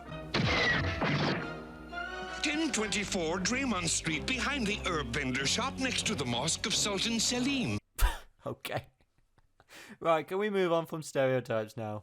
So yeah, Megatron's after a device called the Pearl of Bahudin, and you're going to remember that name, because it gets mentioned almost every 5 seconds. I'm serious, take a shot every time the Pearl of Bahudin gets mentioned. You'll have alcohol poisoning, you'll die. The Pearl of Bahudin. If the Pearl of Bahudin is Something called the Pearl of Bahudin! The Pearl of Bahudin. The Pearl of Bahudin. The Pearl of Bahudin. Build a new controller for the Pearl of Bahudin. What happened? Have you ever heard of the Pearl of Bahudin? He gets too lazy to find it for himself, so he hires an archaeologist. Seriously? You're robots, and you don't have a device that's like a metal detector? Meanwhile, the Autobots are taking place in a race called the Europa 2000, which goes from France to Turkey, and they're doing this all for charity. And wow, I think my brain just broke. I mean, I guess no one did geography on the writers' team here. Like, France somehow became like a dominant superpower in Europe, and Greece is just gone. I can't look at this. My brain, it's going to explode. And one of the racers, called Augie, who, trust me, he becomes a pain in the arse throughout this episode. He don't like the idea of the Autobots racing because he thinks with them being advanced robots that they're more likely to win the race. These Autobots have computer brains. They're robots, not regulation cars. No, Augie, remember, this is for charity. Seriously, I thought we stopped with the stereotypes. I want that $1,000,000. Who was that? An absolute prick. I love how up to this point we've seen Bumblebee as like this caring, loving Autobot who loves humans, but in this episode, he's having none of it. Listen, you. Didn't anyone anyone ever tell you about fair play? I'm gonna win that million. The Stunticons are knocking the Autobots down on the road, except for Bluestreak, who manages to get away, and ends up coming across the archaeologist. But what happened? Have you ever heard of... No, shut up. So for some reason the Decepticons actually need Augie's car because there's some kind of metal that will help with the pearl. I don't know. Anyway, why do they even need to finish the race? Aren't fighting off the Decepticons a little bit more important? Anyway, Megatron gives us a pearl history lesson because, well, why not? We've got time. And somehow Bumblebee is able to just like straight up take the pearl from Megatron. Bumblebee? Give me that, Megamouth! The pearl! It can control all the elements and just do so much damage to the weather. So with that knowledge in mind, Bumblebee decides just to use it to get away from the Decepticons. Because that's smart. Bluestreak, let him have it! Such senseless violence! My thoughts exactly. Anyway, Menasor just dies and Bumblebee saves the day. And they find out that the whole race was actually staged by Megatron, so there's no money for charity. So Augie decides to like just give them the pearl so they can sell it for loads of money. And there's kind of a redemption arc for him, but nah, he's still a prick. Episode 61, Cosmic Rust. After finding a new weapon, Megatron becomes infected with a strange disease, one that he intends to use against the Autobots. So yeah, they just find this randomly while they're out in space, but they get warned of this infection actually on the planet. But like Decepticon fashion, they completely ignore it. Oh yeah, Starscream's back. You know, it's been weird not seeing him in these last few episodes. He definitely adds a lot to the show when he shows up. So the Decepticons rub on a bug to activate it? Okay. As they travel back to Earth, an asteroid is somehow chasing them, and Megatron blasts it with the bug weapon, and as it explodes, a part of it gets inside of Megatron, and he becomes infected with Cosmic Rust. Basically, it's the Black Plague to the Transformers. Actually, the writer of this episode, Paul Davids, mentioned that the idea of the plague spreading amongst the Transformers was actually inspired by the AIDS crisis of the 1980s. It was in the mid-1980s and the AIDS crisis had hit full-blown. And it was absolutely devastating. We lost a lot of top creative people in Hollywood during those years. And, you know, that was the inspiration. What if there's a disease that's spreading among the Decepticons and then to the Autobots, and how are they going to stop it? Anyway, on to the Autobots now, and we're in New York as Perceptor is being awarded for his creation on Corostop, a solution which prevents rust and corrosion. Yahoo! Come on, aerial bots! We're gonna spray old Lady Liberty! Whoa, wait, you're gonna what?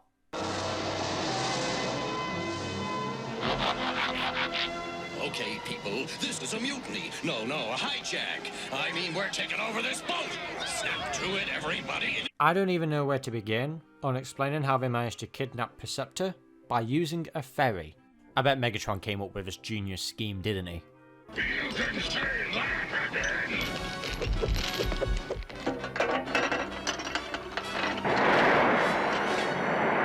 Help! Optimus! Well, Ironhide, the job's almost finished. Okay, now that was a perfect cut. Welcome, Perceptor. Please dispense with the formalities. You are my mortal enemy, and... It's hideous! You know, I really like the fact that Megatron is crying like a baby in this episode. Kill me now! Now look what you've done! With Megatron now looking like a polished turd, he's going to use this Cosmic Rust against the Autobots. Oh hey, look at that, we got a group shot of all the Autobots. Huh, with all those Autobots, and we still haven't defeated the Decepticons. Wow, okay, now that's just sadistic. The Autobots get infected with Cosmic Rust because, well, Optimus Prime is very unwise in this episode. But I've never seen problem solving quite like this before.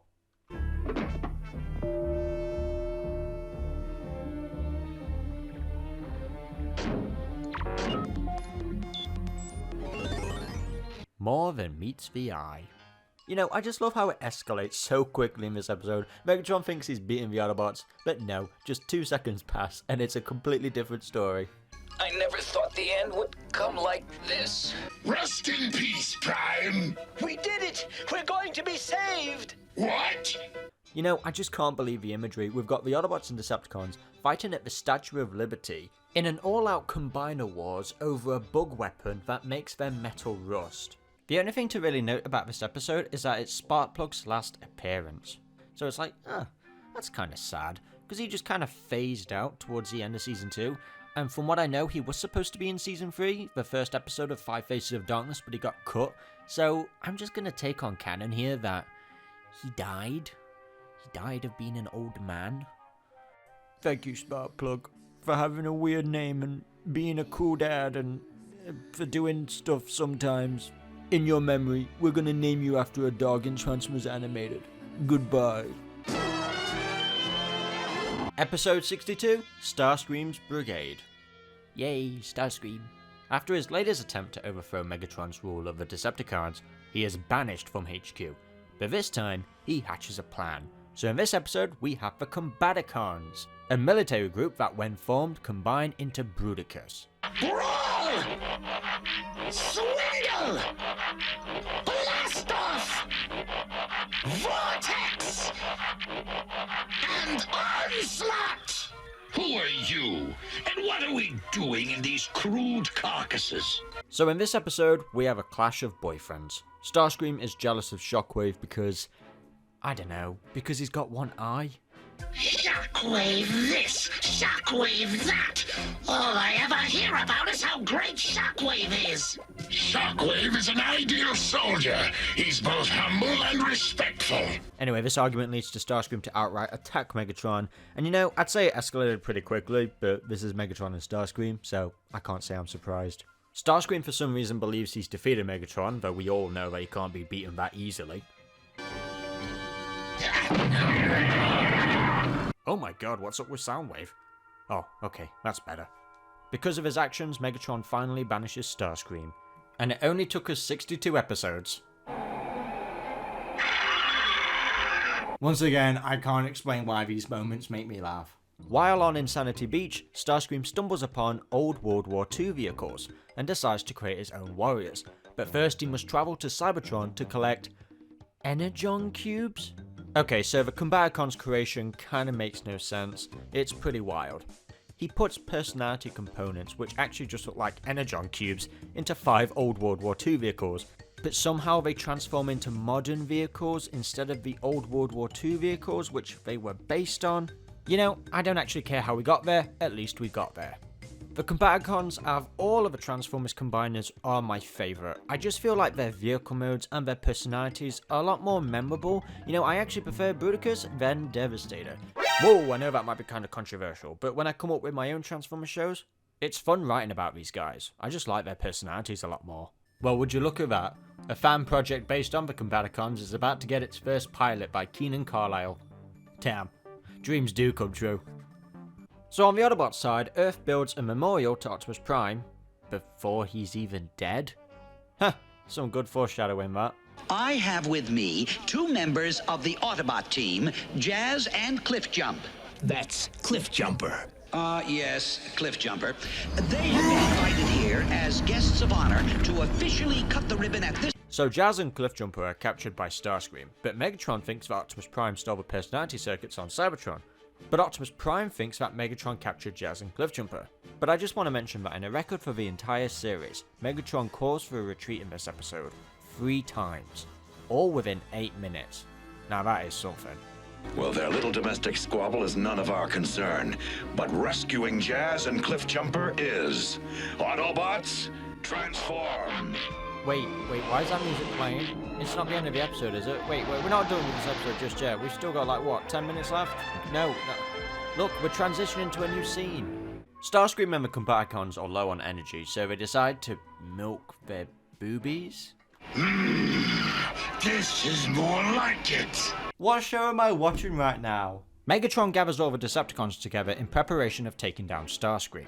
We will exterminate him and those who follow him. Nope, not gonna work. Oh, come on. What did we talk about? I'm taking this from a robot that turns into a canoe? When there's a battle on a gently moving river, you'll want me.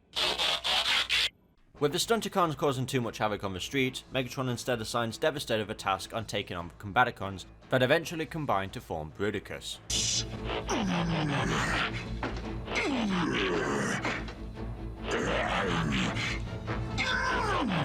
Why are they all moaning?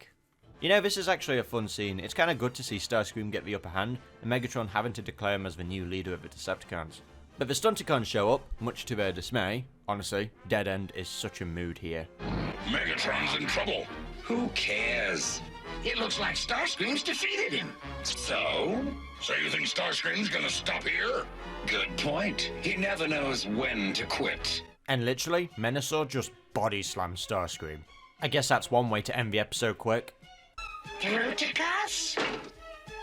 No, Starscream! Not Bruticus! It's Megatron, your leader! Megatron, don't, please! Ah, so I see we're back to normal. Oh, never mind, he actually banishes him. But wait, why didn't he just destroy him? It's just, come on, it's that easy. I guess somewhere deep in Megatron's processor, he does have a soft spot for Starscream that goes really kind of unexplained. You'll regret that you did not destroy me, Megatron! I shall have my revenge! Spoiler alert, he doesn't. Sorry, the transition got all drunk all of a sudden. How many shots are you having? Episode 63, The Revenge of Bruticis. So yes, this is technically a two-parter. So following on from the last episode, even though Starscream and the Combaticons are banished to space, they are still a threat. Shocking. A threat to destroy both Autobots and Decepticons. We're only 5 seconds into the episode and Starscream's already reenacting my childhood trauma from school. I can't stand it! I can't stand it! This is a cosmic prison! Shut up! You're too crude to accomplish anything! I beg your pardon! Oh, I just love how British Onslaught is. Record Sentinel Guard response time and accuracy. Holographic target selected. Target projected. Every time we get a Shockwave scene, he's always tired. I feel so sorry for him.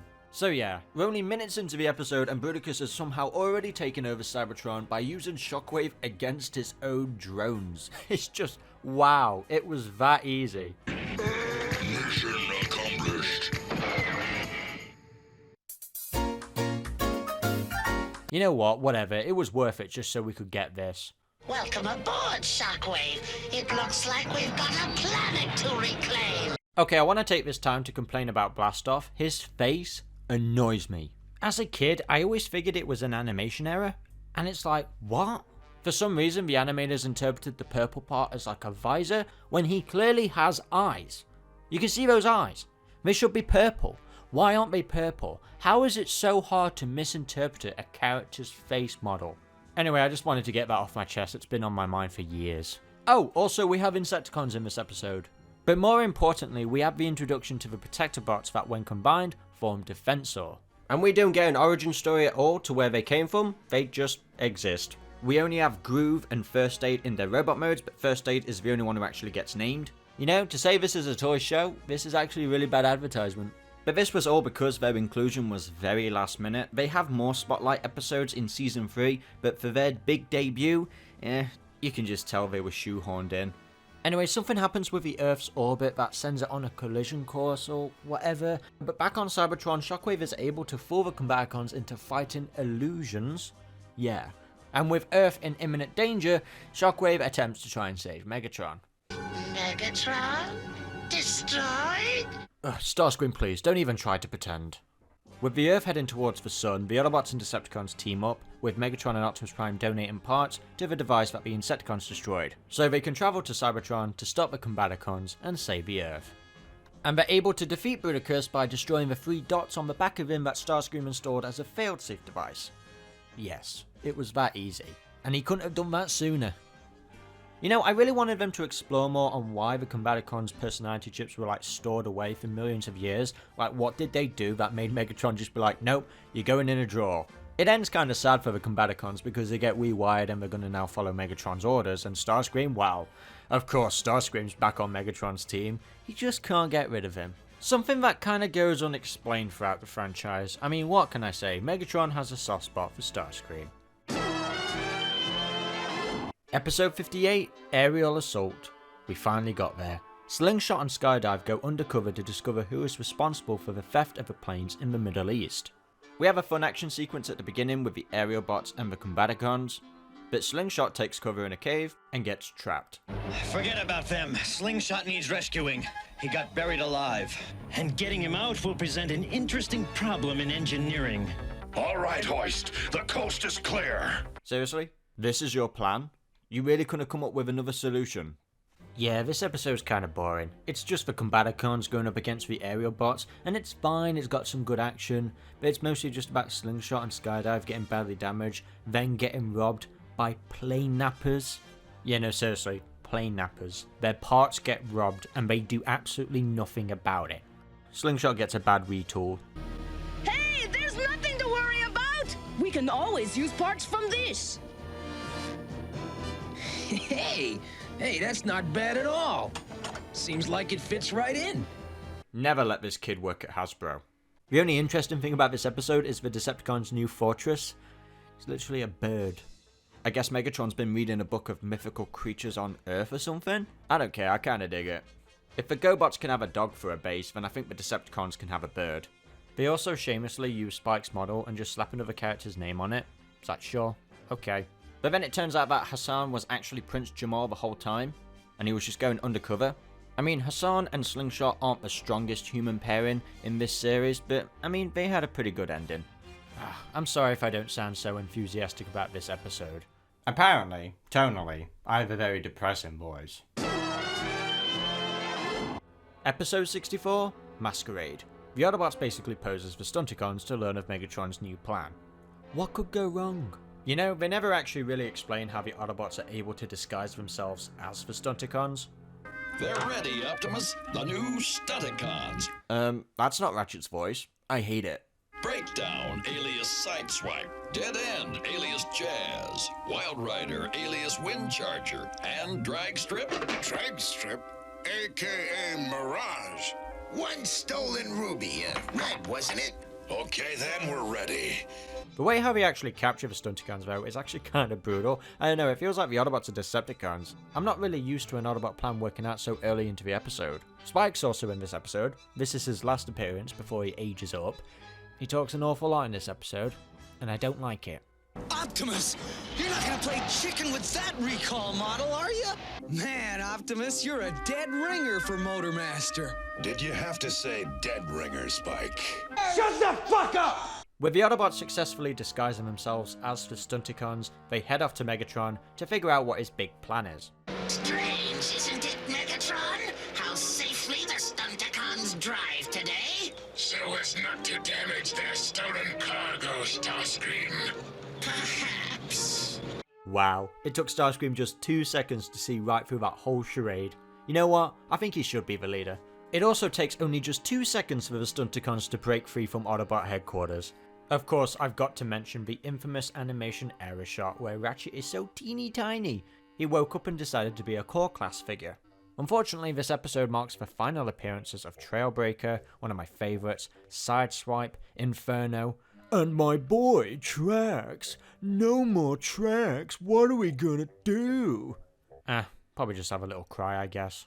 Anyway, we've got 2 Menosaurs going at each other, and you know what, this is actually kind of fun. It's fun to see the Autobots kind of do something different for a change, a bit more kind of schemish. And as for Megatron's ultimate weapon, well, it inevitably gets destroyed. My next blast will... Megatron, something's wrong! Machine appears unstable. Suggest abandoning it. Suggestion noted and ignored! Yeah, that pretty much just sums up Megatron's entire character arc. Alright, episode 65, B.O.T. We made it. We made it to the worst episode ever.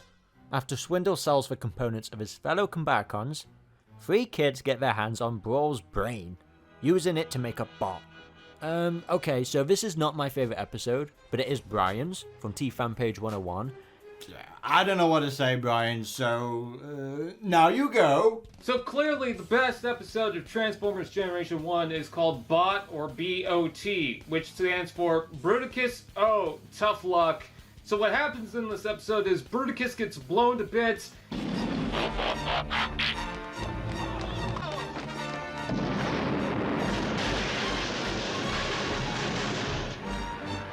And so Swindle is the only one that survives, and he sells out all the parts because, you know, he's a mercenary that kind of does that thing. He's a selfish bot. And Megatron finds out, and he's like, no, I'm going to plant a bomb in your noggin, and you're going to rebuild everyone. And he's missing a part, but he tries to build everyone else, and Megatron's like, no, you get that part, because I can't have incomplete robots. I can't sell them on eBay. Swindle!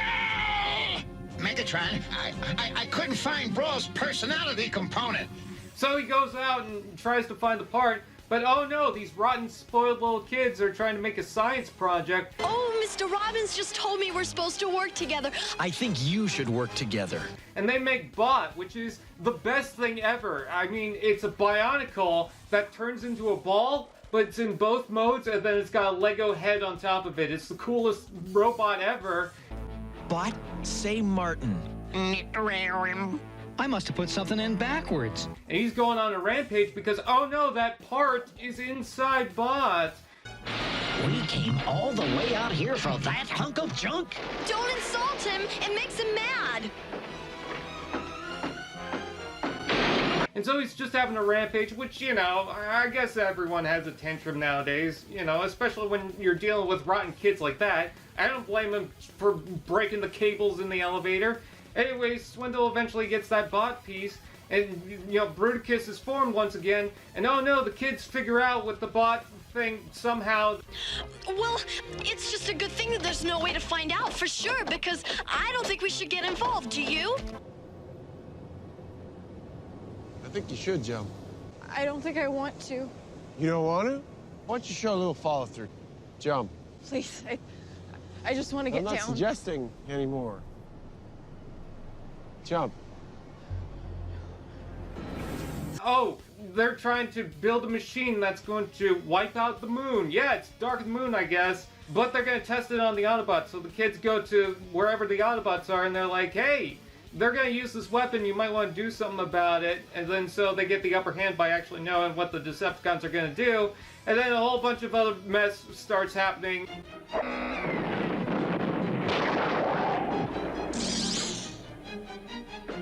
Not this way, you traitorous oaf! I can't control it. It's working by itself. You know, the Autobots win and whatnot. I think this episode has everything you'd adore. Poor editing that makes you really concentrate on what's going on, otherwise you're going to get lost, so it's really a focus group type of thing. Also has Blades attempting murder. Stay calm! We're coming up for you!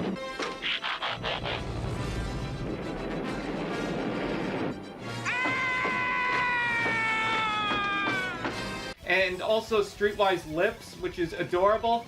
Obviously, this episode gets an 8 out of 7. Watch it now! I'd say that about wraps it up. Yep. What the hell just happened? The Transformers will return after these messages.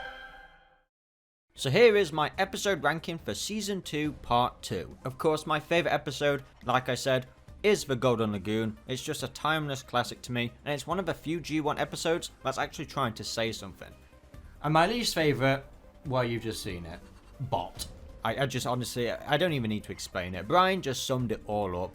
I couldn't care for this episode at all. It's not that it's the worst of Generation 1, because you know what, actually I think Season 3 has some contenders. Yeah, this is regarded as one of the worst for a reason. The only thing that really carries you through the episode is the characterization of Swindle. He's just funny in it. And that was Season 2, one of the longest seasons I think I've ever witnessed in television really. 49 episodes. Hasbro were desperate to get more Transformers out.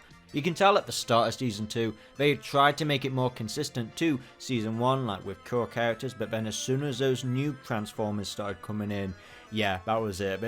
Everything just went out the window, sometimes with logic, with its characters. I think that's one of the reasons, though, I like Season 2 a lot. I could just watch any random episode and not have to worry so much about continuity. That's one of the main appealing things about Season 2. Of course, a lot of character development can be kind of sacrificed when you do it like that, but I think they've got some really good two-parters in here. And I think if it wasn't for the randomness, the writers wouldn't have had so much creative freedom. But even with 65 episodes already, Hasbro failed to notice what made the Transformers so special to so many young children. So be sure to check out my next video where we're going to be diving into the Transformers the movie, released in 1986. The Transformers will return after these messages.